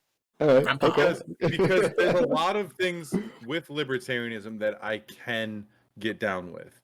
However, it's funny you say that because before he spoke, I went and saw him speak one time when he's in Minnesota, and like he had this big video about what would you do if Chinese forces invaded your country. Exactly. And they started trying to take your guns. How would you feel about it? You'd be pretty pissed off about it. And I was but you might join a coalition of people fighting against that. I was literally just having a conversation with Alicia about this earlier when we were driving down to the cities. Like that's so crazy. Like, because we're in there and we think that we're like fighting for freedom and everything, but realistically, we're there for a special interest, and these people are fighting us because they're pissed off that we're there. That's a rabbit hole. I'll stop there.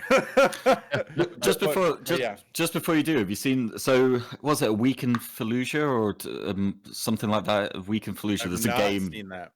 Okay, so it's a video game which has been announced as coming back. It was announced like a decade ago. But wasn't it like delayed? Yeah, I was gonna say it got delayed, indefinitely delayed. Indefinitely delayed. And the original apparently was going to be going in pretty hard on like a political commentary of how it was pretty much off the back of a dirty war. These people were going into a city, and people living in their own city were being killed by American soldiers who didn't know what the fuck they were doing and why they were there.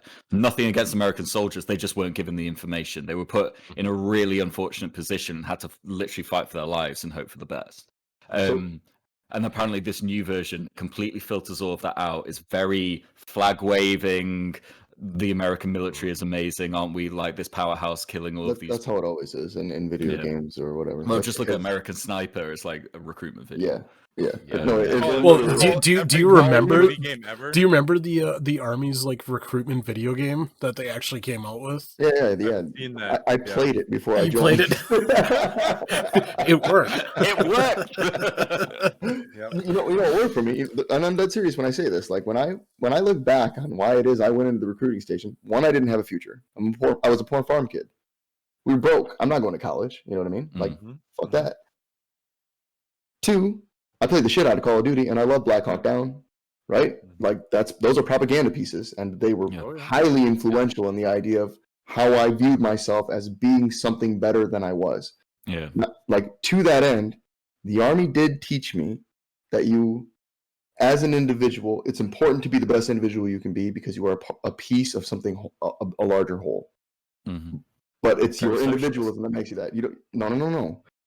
Because your individualism is what makes you that piece. Because if it's a bunch of shitty individuals all in a group, then you're a bunch of terrible people. But when you get in a good unit of good people, and you know, like you literally have like brotherly love for these people, like you realize like if I wasn't as strong an individual as I am, this person could die. Yeah. Or like whatever. So it's up to me to keep these people alive, and it's up to them to keep me alive. And I think that that's a huge part of it. And if that's socialist, it's socialist. But the idea is I'm not important only as far as my unit goes. My unit is important as so far as how many good individuals it has. Yeah. So, Yeah, I mean that's not socialist at all. I mean that's just like probably the one positive aspect of the military is that brotherhood you can gain. Because if we look, I'm trying not to get this into a rabbit hole, and we don't have to elaborate on this, but like if you think about like suicide rates amongst people who were deployed and everything, like that's one of the biggest ways that can be prevented is that brotherhood bond you're gaining with your fellow I say soldiers, but that's army, right? Army of soldiers. Whether it's you're a Marine, but like that camaraderie you get, that's a huge thing there. I think what you're really teaching me tonight, honestly, is like, I mean, obviously you're saying that socialism is a naughty word and I shouldn't say it, but I mean, like, but truly, I mean, no, I know what you're saying. I'm just kidding. Alan, but like, bleep him out every time he says truly, it. truly, I am a leftist, and like maybe it's okay to be a capitalist society and have social programs that are going to take care of things like our education if done correctly. We're teaching people raw, valuable lessons in real life situations, whether it's financial freedom. Yeah, go ahead. Well, you've actually just touched on it then. I think financial freedom, like for me, that's the main thing out of the education standpoint. It's actually teaching people how the economy works and how they can make it work for them. How many learn how taxes work when you were in high school? Or how to get a mortgage. Yeah, exactly. They don't teach you any of that. Like No. even now, they still don't. They don't teach any of how do you those write a things. check, any of that crap. They don't teach any of it. Or money saving, but they teach how to figure out the circumference of a circle. I was literally just having this conversation with my supervisor at my part-time job because he's a big-time Democrat, big-time leftist, and I was like, you know, they should literally make it a requirement, like your junior at minimum, your junior and senior year in high school should be a full year each year of a financial course where you learn how to balance a checkbook, you learn how to budget, you learn how to save, how to budget, you learn how to save, you learn about taxes, you learn about investing, all of that. You learn how the credit system works because that is really what, I mean, all that stuff, it just works against you. And like, you know, you turn 18 and I speak from experience, you turn 18 and then you get all these like hundreds of credit card offers and you're like, oh yeah, I'll get a credit card. Exactly. You go, get into crippling debt, and you max that out. You, Alan. Why teach you when we can keep you down, though? I mean, that's exactly. Well, this is the short-sightedness of it as well, which really frustrates me. That is exactly why they don't teach you it, and I find it very American. The American dream is told like you spend money and you're helping out the economy. Oh yeah, don't forget you got to pull yourself up by your bootstraps too. Pull yourself up. That's why they call it a stimulus. Which is the irony is lost on it. Yeah, and to stimulate your fucking neurons in your brain when you get it. Because if you took that, you put it in your bank account. If you took that, you put it in your bank account and saved it. You're not stimulating shit, right? Yeah, you're not doing what they want you to do. I'm gonna tell you right now. During the pandemic, I lost my job. I was out of work for 3.5 months. That first stimulus package that we got back in the spring saved my ass. I put it right in the bank. I did exactly that because I've lost my job when the crash happened in 2008. I lost my job and almost lost my home. Yeah. I ended up living with my mother-in-law for 9 months. Don't ever fucking do that. Live with your mother-in-law. I'll try not to. Yeah. But because of those things, you learn. And so, like me being older and gone through a lot of those things too, I quickly realized they're giving me money. Well, I could probably do without because I'm resourceful, but I'm getting it no matter what. So what do I do with it? I put it in savings account. Right. The other one that came, or when the unemployment, I got a small little bit of that extra unemployment. Same thing. All went straight into savings. The one we got right now, it went into my checking account, rolled into savings. I'm not going to look at it. I'm not going to touch it because I know because Monday's coming, right? Yeah, Next Monday's week's coming, whatever it is. I'm going to get screwed. Something's going to happen because we are in this weird cycle. Pandemic, whatever, with all that bad shit, but we don't teach people that. We don't encourage people to do that. Yeah, and it's scary for me. It's scary just being a family man and having this mentality of like, wanting to see people be successful. That's my job from the ground up, wanting to see people to be successful in life. And when we don't even give that opportunity, or we don't push for that, except for on a small basis like this, where we can have these good conversations and really like open each other's minds. Otherwise, other people aren't doing it. They're just brainstorming, stuck in this crap and stuck in the TVs, and that's nasty cycle. Just a cycle. I think that's the short-sightedness as well, is that there's this impetus to be like, right, spend money, pump into the economy. Whereas actually, if you taught people to be smarter with their money, they and kind of invest and save and look after their money from a younger age, they will then be investing it in larger chunks into more like important businesses for the world, or for the country, I should say. GME to the moon. Yeah, I was just about to say that. But also, rather than perpetuating a rental, like the rental industry, there'll be a lot more house buying, but house buying with real down payments and healthy mortgages, rather than the risky rather than the buying subprime bullshit that's going on. I mean, like one of my favorite memes to see right now is like bank says my credit score says I can't afford a $700 a month, or $600 a month mortgage, but so I keep paying a $1,200 a month rental instead. Oh my god! When I first bought my house, I had a credit score of 760 something when I first bought my house, and that's high, right? Like 800 is like the niche. 700 should be the niche. Wells Fargo denied me, and I had a down payment, and they denied me because they want to put you in a high risk loan market. Well, we could do that, but the rate's going to be this high. Like, it was super terrible. It's nasty what they do to you. I think the way we do credit, like how we decide what you're able to like loan, how we do credit in this country is absolutely ridiculous, and how we decide insurance as well is the same way. Like this idea that somebody who's never met you or has no idea about you or anything like that can literally assign you a number that says, this is what you're worth. This is how much risk that you. And here I was earlier saying that I assigned a dollar amount to a person. Here's a fun fact. Do you guys know some spots you need to in order to keep an economic balance, right? I think in other spots you're amount, screwing people over. That's right. Yeah. I think a dollar amount, when you assign a dollar amount to yourself, first of all, I think it's freeing. But I think that when an insurance company does it to you, then it traps you within to well, not a ridiculous amount. Yeah, dude, my car insurance is insane. Well, I mean, that makes sense. Hey, do you guys know when the credit score system started? No, but I do know that Henry Ford was like the Ford Motor Company was like the last major company to offer a credit card. 1989 is when the credit score system happened. I don't even know how you got a loan before that, but that's the credit 89, score, 89 is when it first started. So recent. Yeah, real recent. 32 years ago. Talking to your boy. Yep. Birth year. So here's what I'll position you guys. They saw DAPS was born and they were just like, we need to exactly. Right? Exactly. We need to keep this guy on top. So, like, honestly, like I really appreciate you guys being on here, because like literally we could probably do a 5-hour podcast on this, and it'd be Well, that means you guys are coming back. 100%. I'm more than welcome. Oh, yeah. You're sitting in So the let table, me. So for like kind of a conclusion, here's what I'd like to do. So I would like to hear each and every one of you talk about. I mean, Jeff, you kind of already did this with your utopian society, which I'm really into. But like, obviously, we know the system that we're in is kind of fucked, right?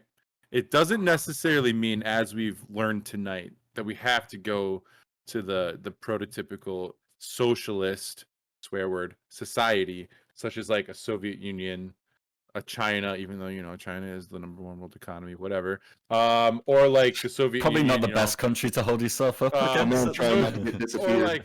or like Soviet Union, who went from an agrarian society and helped World War II by themselves. The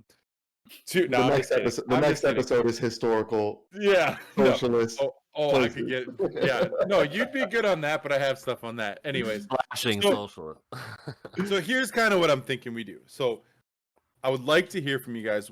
What are some things that we can do to fix some things right now? And like, what is your ideal situation? So I can start that, kind of give an example. So like, are you talking realistic? Like, what are you specifically be able to do? No, I'll kind of give you an example here. So like, for me, like, I want the government to treat the people better.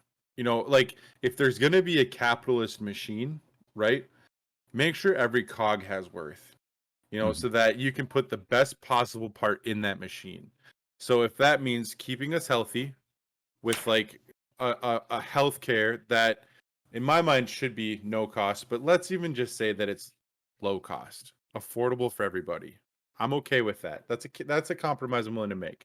Make sure that we're educated so that we can perform our jobs as best as we can, so we can be better. We have better financial intelligence so that we can actually stimulate the economy much better by making new businesses, keeping things competitive, keeping things better. Yeah, so I mean, like, if you're gonna have a capitalist machine, you better build it with the best fucking parts you can. That's my mindset. Like when you're building that machine, you're investing the money to make sure that every single piece of that machine is running at peak efficiency. And some people may call that socialism. I think that you guys have taught me tonight that doesn't necessarily have to be called socialism. Humanitarian is a better term, I would say, or just investing better. I think being a decent human being, I think it covers it all. Just being decent to like your fellow man. I think that's kind of what we forget, isn't it? Yeah. So I mean, to me, that would be my idea of how we can fix this. But I'd like to hear, in conclusion, I would like to hear what you guys think we would need to do. Let's go ahead and start off with DAPS there, with Jordan. Okay. Cool. So I think that the ultimate thing, like what we need to do is, and I think the thing I've touched on over and over is we need to empower individuals, and with things like education and with all of these things we've talked about taking the person, making them smarter, making them able to make the correct choices with the money that they have. I think the reason that I'm so opposed to like socialism is because it takes the power away from the individual, gives it to the government, and says that I trust that the government's going to do what the person should be doing but isn't doing right now. And we can all agree right now that, I mean, maybe we can't, but I think we have agreed tonight that the late stage capitalism we're in right now is not where we want to be. It's not how we should be doing things. Right. So one of the things I want to touch on briefly was like the defense thing. I don't think we should have as big of a defense budget as we have, but I also think that defense is one of the things that you spend most of your money on. And the reason you do that is because anytime you make something great, you have to be wary of somebody coming to take that away, because it's human nature. So I mean, it is, and we want to think everybody is great and has a divine spark, if that's what you want to call it, or however you view individuality being important, or why each person is important. However you do the mental gymnastics to make that happen, despite what some people do on a daily basis. I'm there with you. But I think that earlier when we touched on Jeff's ideas, like this is the utopia, I think that socialism is this idea of a utopia, and it's this idea that we can live in a perfect society that works this way and everybody is happy all the time. And the way you do that is you give the power to the government, and then the government just makes everything happy for everybody. The problem with that is like in a capitalist idea, like I said, socialist ideas like co-ops and things like that can't exist. In a socialist perspective where the government's in charge, it's illegal to be a capitalist, essentially. Like it can be illegal. Ownership could be illegal. You know what I mean? Like essentially, like it extends like to that, and maybe that's not what happens. So the idea is like, and I think you said it, Matt, was that you can want people to be good people individualistically, and it's not socialist. Those things can exist in a capitalistic system. We need to hold people accountable for it, and the government needs to hold people accountable for it. But that doesn't mean that we completely throw the baby out with the bathwater, so to speak. Yeah. So we just need to stop calling shit socialist then. Like, I mean, we need to like educate people like on the right that say if we pay for healthcare education, that's socialism. We just need to say no, it's just not being a dickhead. Right. Socialism to me is literally defined by the idea that you give the power to the government. It's a centralized market. You give the power of the means of production, the produce, and the profits from all of those things to the government. And that's what a socialist system is. You know what? I hate it. I hate that take. But in the interest of everything we've agreed on tonight, I think we have an understanding of what we would like to do. Right. And I think that's what's more important. Right. I don't give a shit what you call it, realistically. It doesn't really matter what we call it. We have agreement on what needs to happen. Sure. Yeah. I think that was semantics. Jeff, what's your thoughts on this? What's your ending statements? Yeah, it's kind of like building on what Jordan said. Is this idea of like we need to stop thinking of helping your fellow man as a dirty word, or thinking of it as like, oh, you're a socialist. That should just be a given. Like in my opinion, it should be a given that if we nationalize healthcare, I was brought up with nationalized healthcare. It's the best, honestly, one of the best things that's been created in the UK. The NHS gets shit on a lot. It's got its problems, but my God, when you're in that time of need and you're in the worst moment of your life, to know that you're not going to get landed with a hefty bill, it's in my mind, it blows my mind that is even a debate. Let me ask you this real quick. I heard that the NHS is what rebuilt Britain after World War II. Yeah, that's 100%. Because you got to think of like what was left after World War II was a decimated male population and a ton of women who had already actually learned a lot of the skills and kind of abilities needed to prop up a really good health system, and a lot of people with severe PTSD and like severe mental health issues and physical health issues. So it's not a surprise that the health system was the thing that kind of kept the country running and got everyone back to work. I would say, in my mind, like I like the fact that you call my suggestions a utopia. It's really not. I think it's just this idea of like people's taxes go to a place where they want it to go to. It goes to a place where they can see it. They can see the results, which is education, healthcare, housing, defense. I do truly believe that the higher the education, the less money needed on defense, because the worth in a country becomes intelligence and not like tangible assets that can be taken. In my mind, modern wars are based off oil, and we made the bomb based off German scientists that we took. Operation Paperclip. Yeah.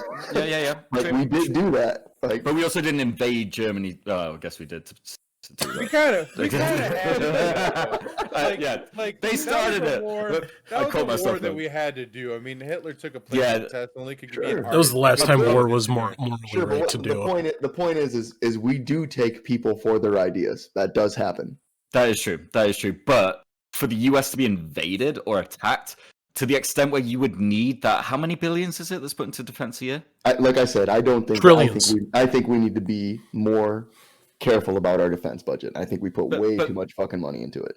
I also think the higher education, the more people hold the government to account of like, okay, why are we bombing Syria right now? Right. Weird question.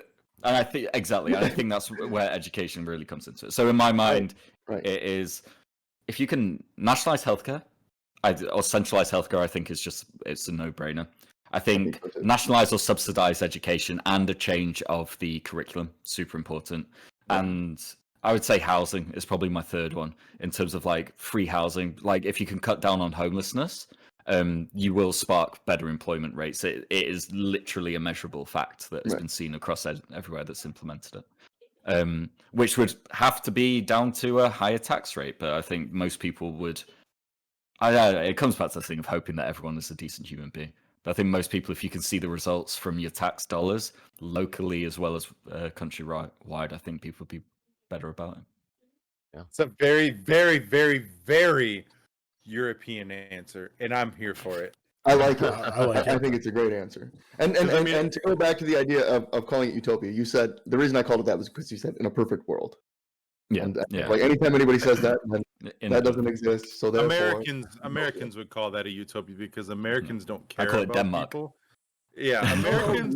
We call it Finland. I don't hear that. Americans are more concerned about my freedom than they are about like living the their American element. dream. I'm more concerned with your freedom than my freedom for the most part. I'm with you, man. Yeah, I'm with yeah. you. I'm with you. Interesting. Graham, Graham? we want to hear your thoughts. You've been pretty quiet. Yeah. How many times? Hey, can we take bets? How many times he's going to say community?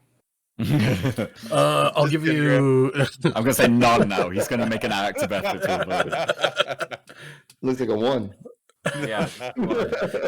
I mean, for me, I agree with both you guys for the most part, like on everything, just because both lead to bettering society, right?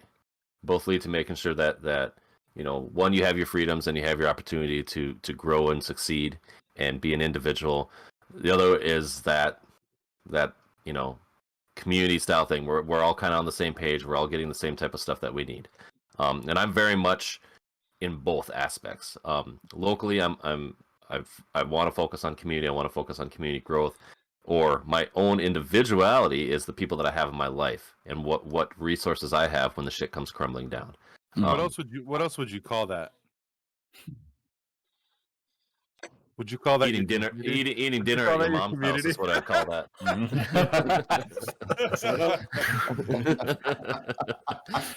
But so I look at all that and I, my fear and my worry is that we're not there. We're not in the right spot. We're not in the right mentality. One hard thing with a government like ours is it just ebb and flows so much. And not saying that we need to, do a 10-year, 20-year, 30-year type presidency or government status. I don't like the fact that we have Senates sitting in there for 30, 40 years. I hate all that crap. But at the same time, with those people sitting there, we should have something different than what we have.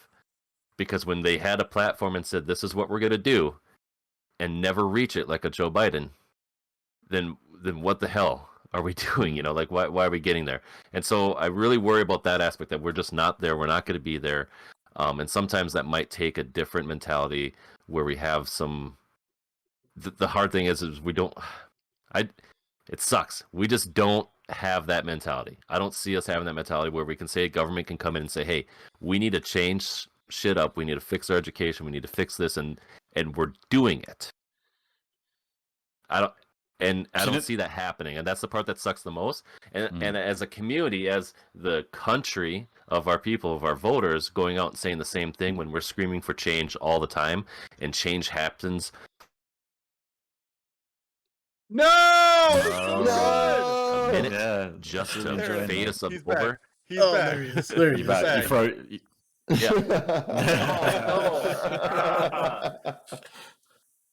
Fucking, are you kidding me? You're back. Yeah, You're you were back. like You're mid back. flow. You're back.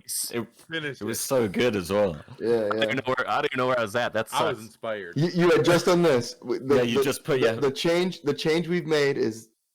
Then you did this. Oh, we're just talking about like when the government, when we as the nation and the voters can say we want this to change. Did I freeze again? I see smoke. No, You're good. You're good. Oh, you're good. You're good. When we see that change, it's because I move. The second I move, my computer's like, Hold like a chameleon. yeah, Yep. yeah. Good internet should be a public utility.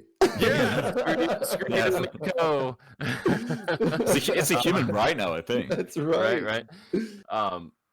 But when we get that opportunity to say, hey, we want this change, and we see it for a glimpse, that's all we get to see it for, because then they fade us over with something else. They fade us over with dropping bombs on somebody, or somebody's coming after us, or the economy's crashing, or this person touched that person, and that person's kissing that person on, like doing weird crap, or what did Justin Timberlake do today, and who did he pissed off? Like when we do that to ourselves all the time and always have something superficial, unrealistic in front of our face, we don't get to see and truly try to make that change. So they can keep covering our crap up and keep making it worse and worse. Because we are in this cycle where without crashing, we're not going to be able to successfully change. Yeah. So we have a weird to have situation to be in. Yeah, we have to have that downfall. Like education. Education, I feel like, has to crash to make it better, to realize how bad it is. Has it not already? Just look at kids. It has, but we're not going to do anything about it. In my opinion, the Trump administration was the sign that education has failed. And the discourse that followed for 4 years, in my mind, is a sign. I think that's too simple. I think that's like saying, well, the Nazi Party rose to power because Hitler was a bad man and he could talk good. Like, that's not what happened. Like, Germany was in a shit place. Yep. They didn't trust anybody, and then somebody came in who could like rile people up. And I don't think that when people say, well, it's one thing, that's why Donald Trump rose to power. I don't think it's education. I think it's would you say we don't trust our government, and Donald Trump's whole thing was drain the swamp, right? Yeah. I would honestly say educated people have been like, I don't know. I get what you mean, is that you can't put it down to one thing. I totally get that. Like, it is situational, and it's down to I think plenty of really educated people voted for Donald Trump. Yeah. Whether we want to admit it or not, I think that's true. I think it had to have happened. Would you agree that Trump was kind of like almost like our Nazi Party moment in American history? Like, it could have been worse than it was. I really wouldn't go that far. Some of the similarities are there. Because we got rid of him. Well, I think what Trump did was he showed that democracy works. Because even the idea, because what could have happened was at the end there, when he wanted Pence to come through and like declare the fact that we need a recount or a revote or whatever the fuck it was he was looking for, that didn't happen. Democracy worked the way it was supposed to. You know, and it was a shining example of the idea like the system works. I really like that because it got him elected and it stopped him from being reelected. Exactly. Oh, I've never thought about it that way. Damn. That's why democracy is so good to me, because it's the idea that like you're going to make mistakes, but the idea is you can correct them in a democratic system. In a socialist system or a more communistic system or fascistic system, the idea is that you can't fix the mistake. It's too late. You've already made it, and you've given the power away to fix the problem. In democracy, you always have the idea for the majority to say, guys, that was kind of fucked. Like, let's be real. Like, that was not cool. We may have made a mistake. We wanted them to drain the swamp, and we made the biggest alligator, dude. You know what I mean? It's like, come on. It wasn't draining the swamp. It was, hey, let's like move in like 300 more acres of Florida swampland. So here's a hot take, and maybe we can talk about this at a later date. But to his credit, Trump accepted less from lobbyists than anybody else. And I want to talk for better or for worse. Well, that's just it, for better or for worse. Like, our lobbyists, does that mean that lobbyists are okay? You know what I mean? And like, I don't think so. I want to put that out there, but for the next time, let's do this. I'm really glad we're building towards another episode. I'm down for this. All right, Alan, what's your solution? Honestly, I think you guys have hit on a lot of pretty much same solutions I would, but like one of the big things is education. I'm a firm believer in that education, especially collegiate education, should actually be free.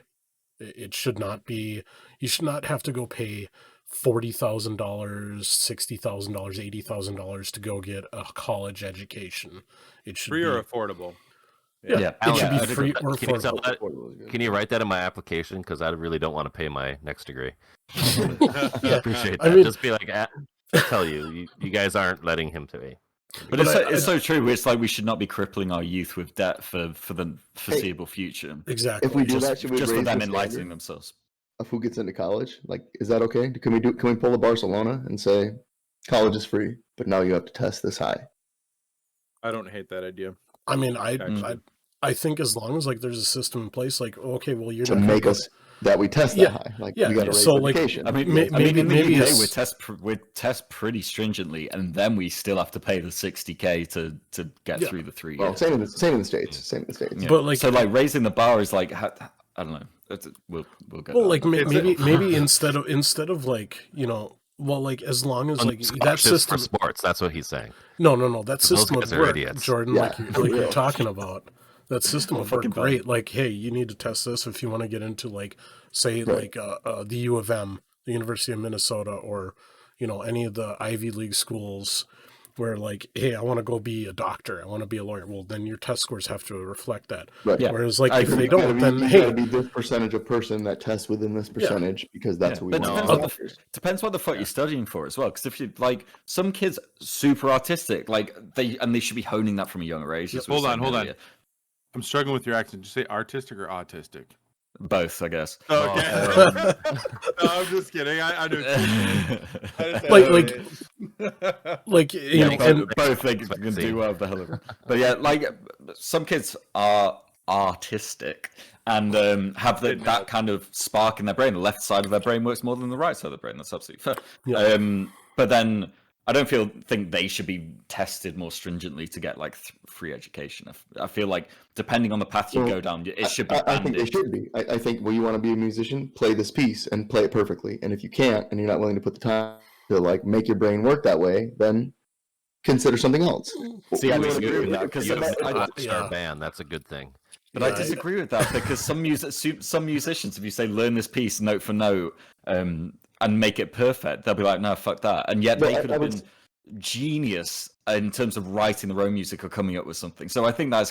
I think that I think right now that if you do that, then you don't, and you're just good that way naturally, and can just write a genius piece. Period. Then you don't need college. You're already You're already doing it, and all you need is a record deal or like to Holy get hell. out there. I thoroughly enjoy having you guys on the show. You guys like completely made my night. This well, is like awesome. so, like Yeah, dude, I really had a great time. This has been so much fun. really So fun. much fun. So just kind of like to finish my point, like the other thing too with yeah, sorry. with the education is like like you said, like stringent testing, like so you want to go be a doctor, you want to go like a scientist, a researcher, you have to test at this level. Well, then they also need to be like, oh, hey, you didn't test here, but you tested at this level. So here's vocational stuff. Here's tech Sure. schools, Yeah. like, hey, Yeah. you could make a great, like audio tech. You could make a great paramedic, a nurse, or, something like that. Plumber. It The comes down to military does this really giving well. people hope is what it comes down to, Yeah. because we Right. don't give a lot of people hope, and military straight up is exactly some of that too, where you get a sense of hope because you don't know where you're going, you don't know what you're doing, you get there and you start finding out what you're capable of. If you think about if you think about the ASVAB test, you take a test. That's that test. What are you smart at? But not only that, but what's your GT? And that's a huge score in the Army. General trainability. And like that doesn't come up a lot. Everybody talks about their ASVAB score, but their general trainability is what the Army looks at when it gives you jobs. Is And that how much you it's like not- absorb information or something? It's exactly right. How well can you learn things? And that's a Okay. huge question. Like Well we and don't, willing, we don't yeah. ask that well enough. I don't think I don't think that Western civilization pays enough attention to the idea of IQ or GT, which is what they call it in the Army. And the idea like how well do you learn things? Because that's a really good question. Some people, my brother Jake is he's a natural athlete. My man is built like a fucking brick shit house. You know what I mean? But it's really hard for him to learn things. He struggled really hard all of his life to get C's, whereas like I dicked around and got A's and B's. You know what I mean? I would skip class pretty regularly and go hang out with my friends and get high and do things like that. I didn't care about sports or anything like that, but I could easily pass tests. So like I have high GT. Jake has a really hard time just learning things, and it's a struggle for him. But like he passed, and I think there should be a measure that says, I would say that my brother Jake worked far harder than I did in high school, and so therefore is like deserved of some special type of thing, or somebody just say, you'd be really good at this. Like you work your ass off, and that's the type of person you are, and you should do this. Or figuring out the It's mechanism called in a which you sports learn scholarship.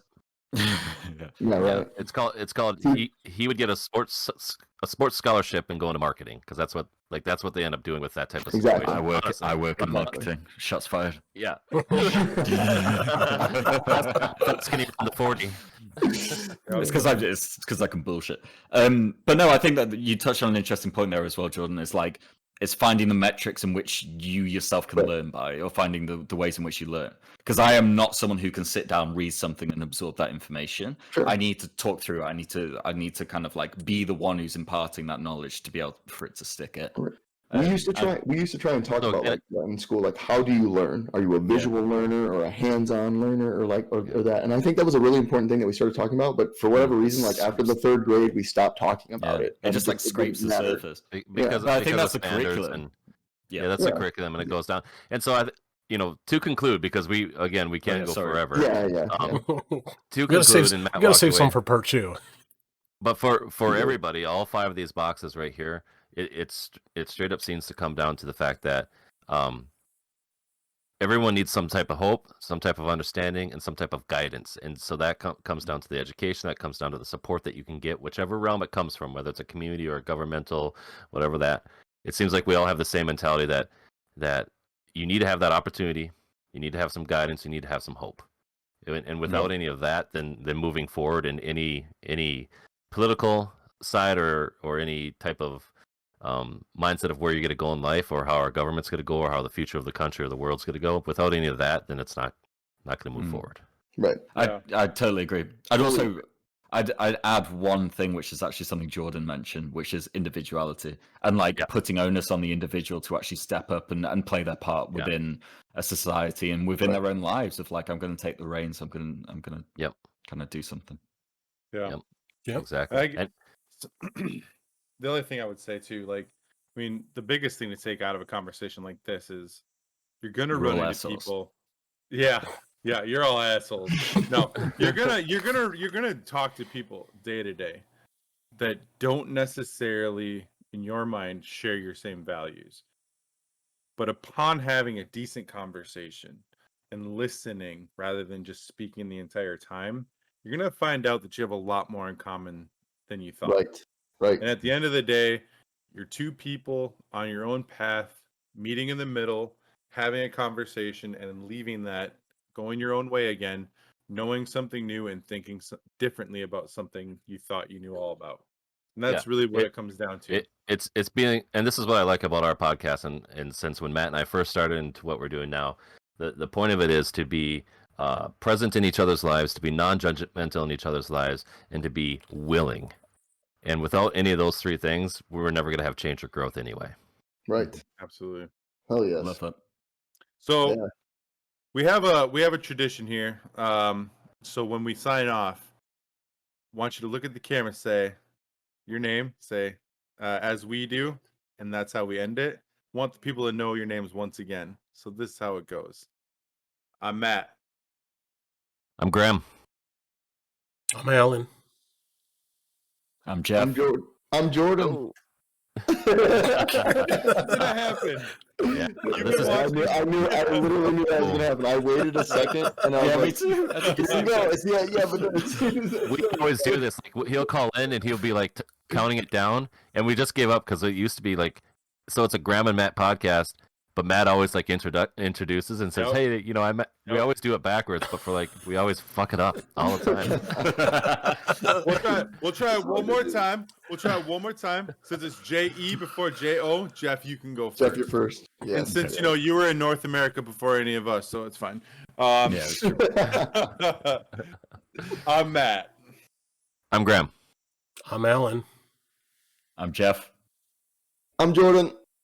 You've been watching It's a Graham and Matt podcast. See you next time. Peace. Peace.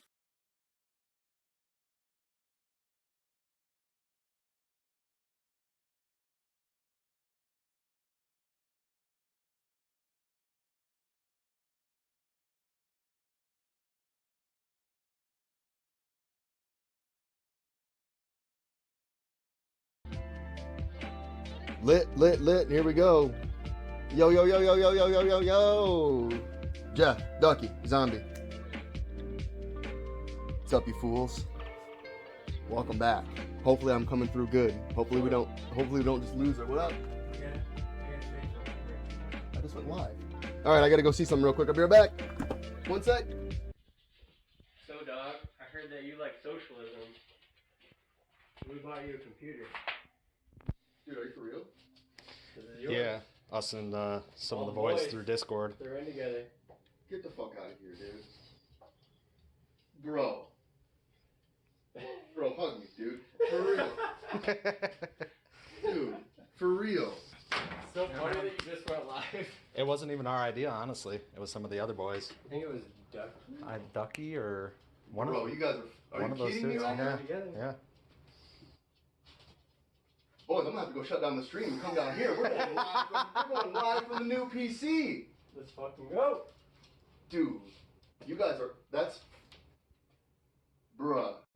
Yo, where are my legends at? Where are my legends at right now? Where are my legends at right now? Everybody rise up. Legend gang, rise up. Legend gang, rise up right now. I just walked downstairs to the basement.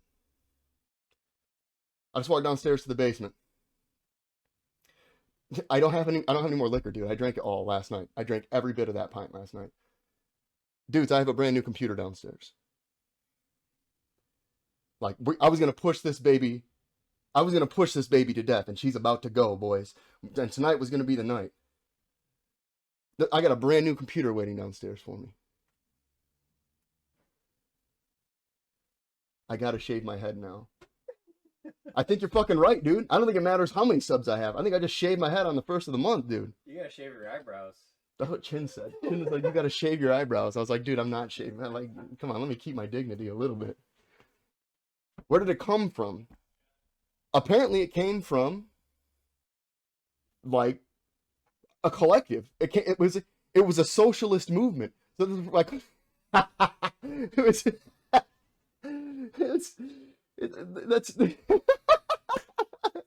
all right, guys, that's it. I'm a fan. I'm sold on it. I don't know how I could ever repay all of you guys. I know everyone that was involved. I didn't get names. I got the legends. I got that the legends were involved.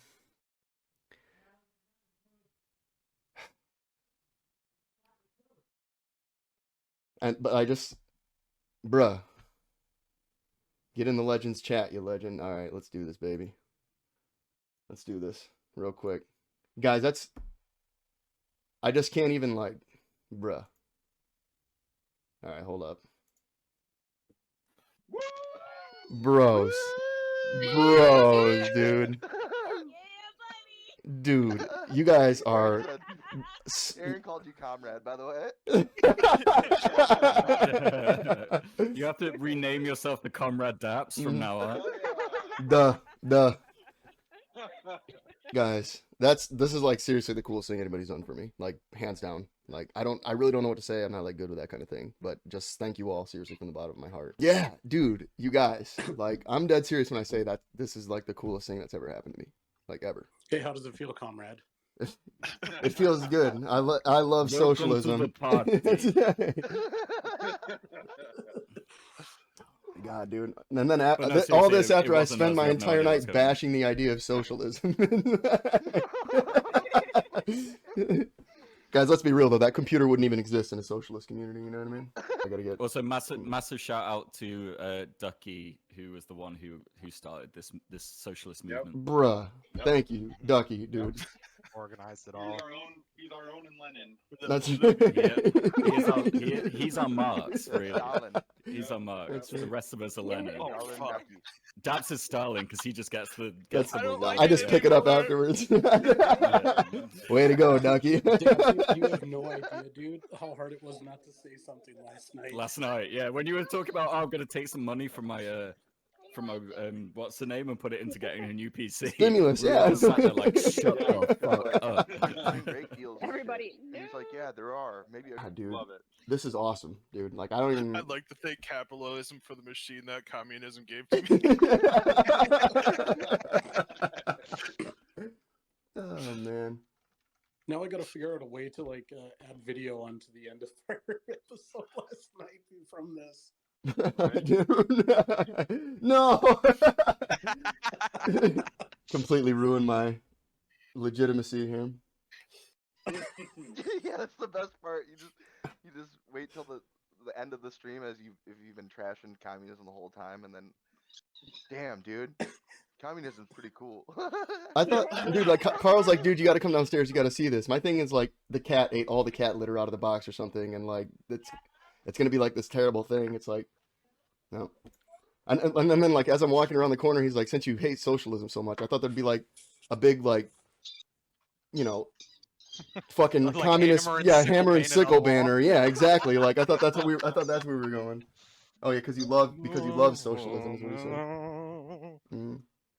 Guys, every stream we're starting off with the USSR anthem from now on. How many RGBs are there in that motherfucker? Stream, but thank you guys so much for real. Like Yeah, that doesn't even begin to scratch the surface of how grateful I am. But thank you. Oh, shit, dude. Okay.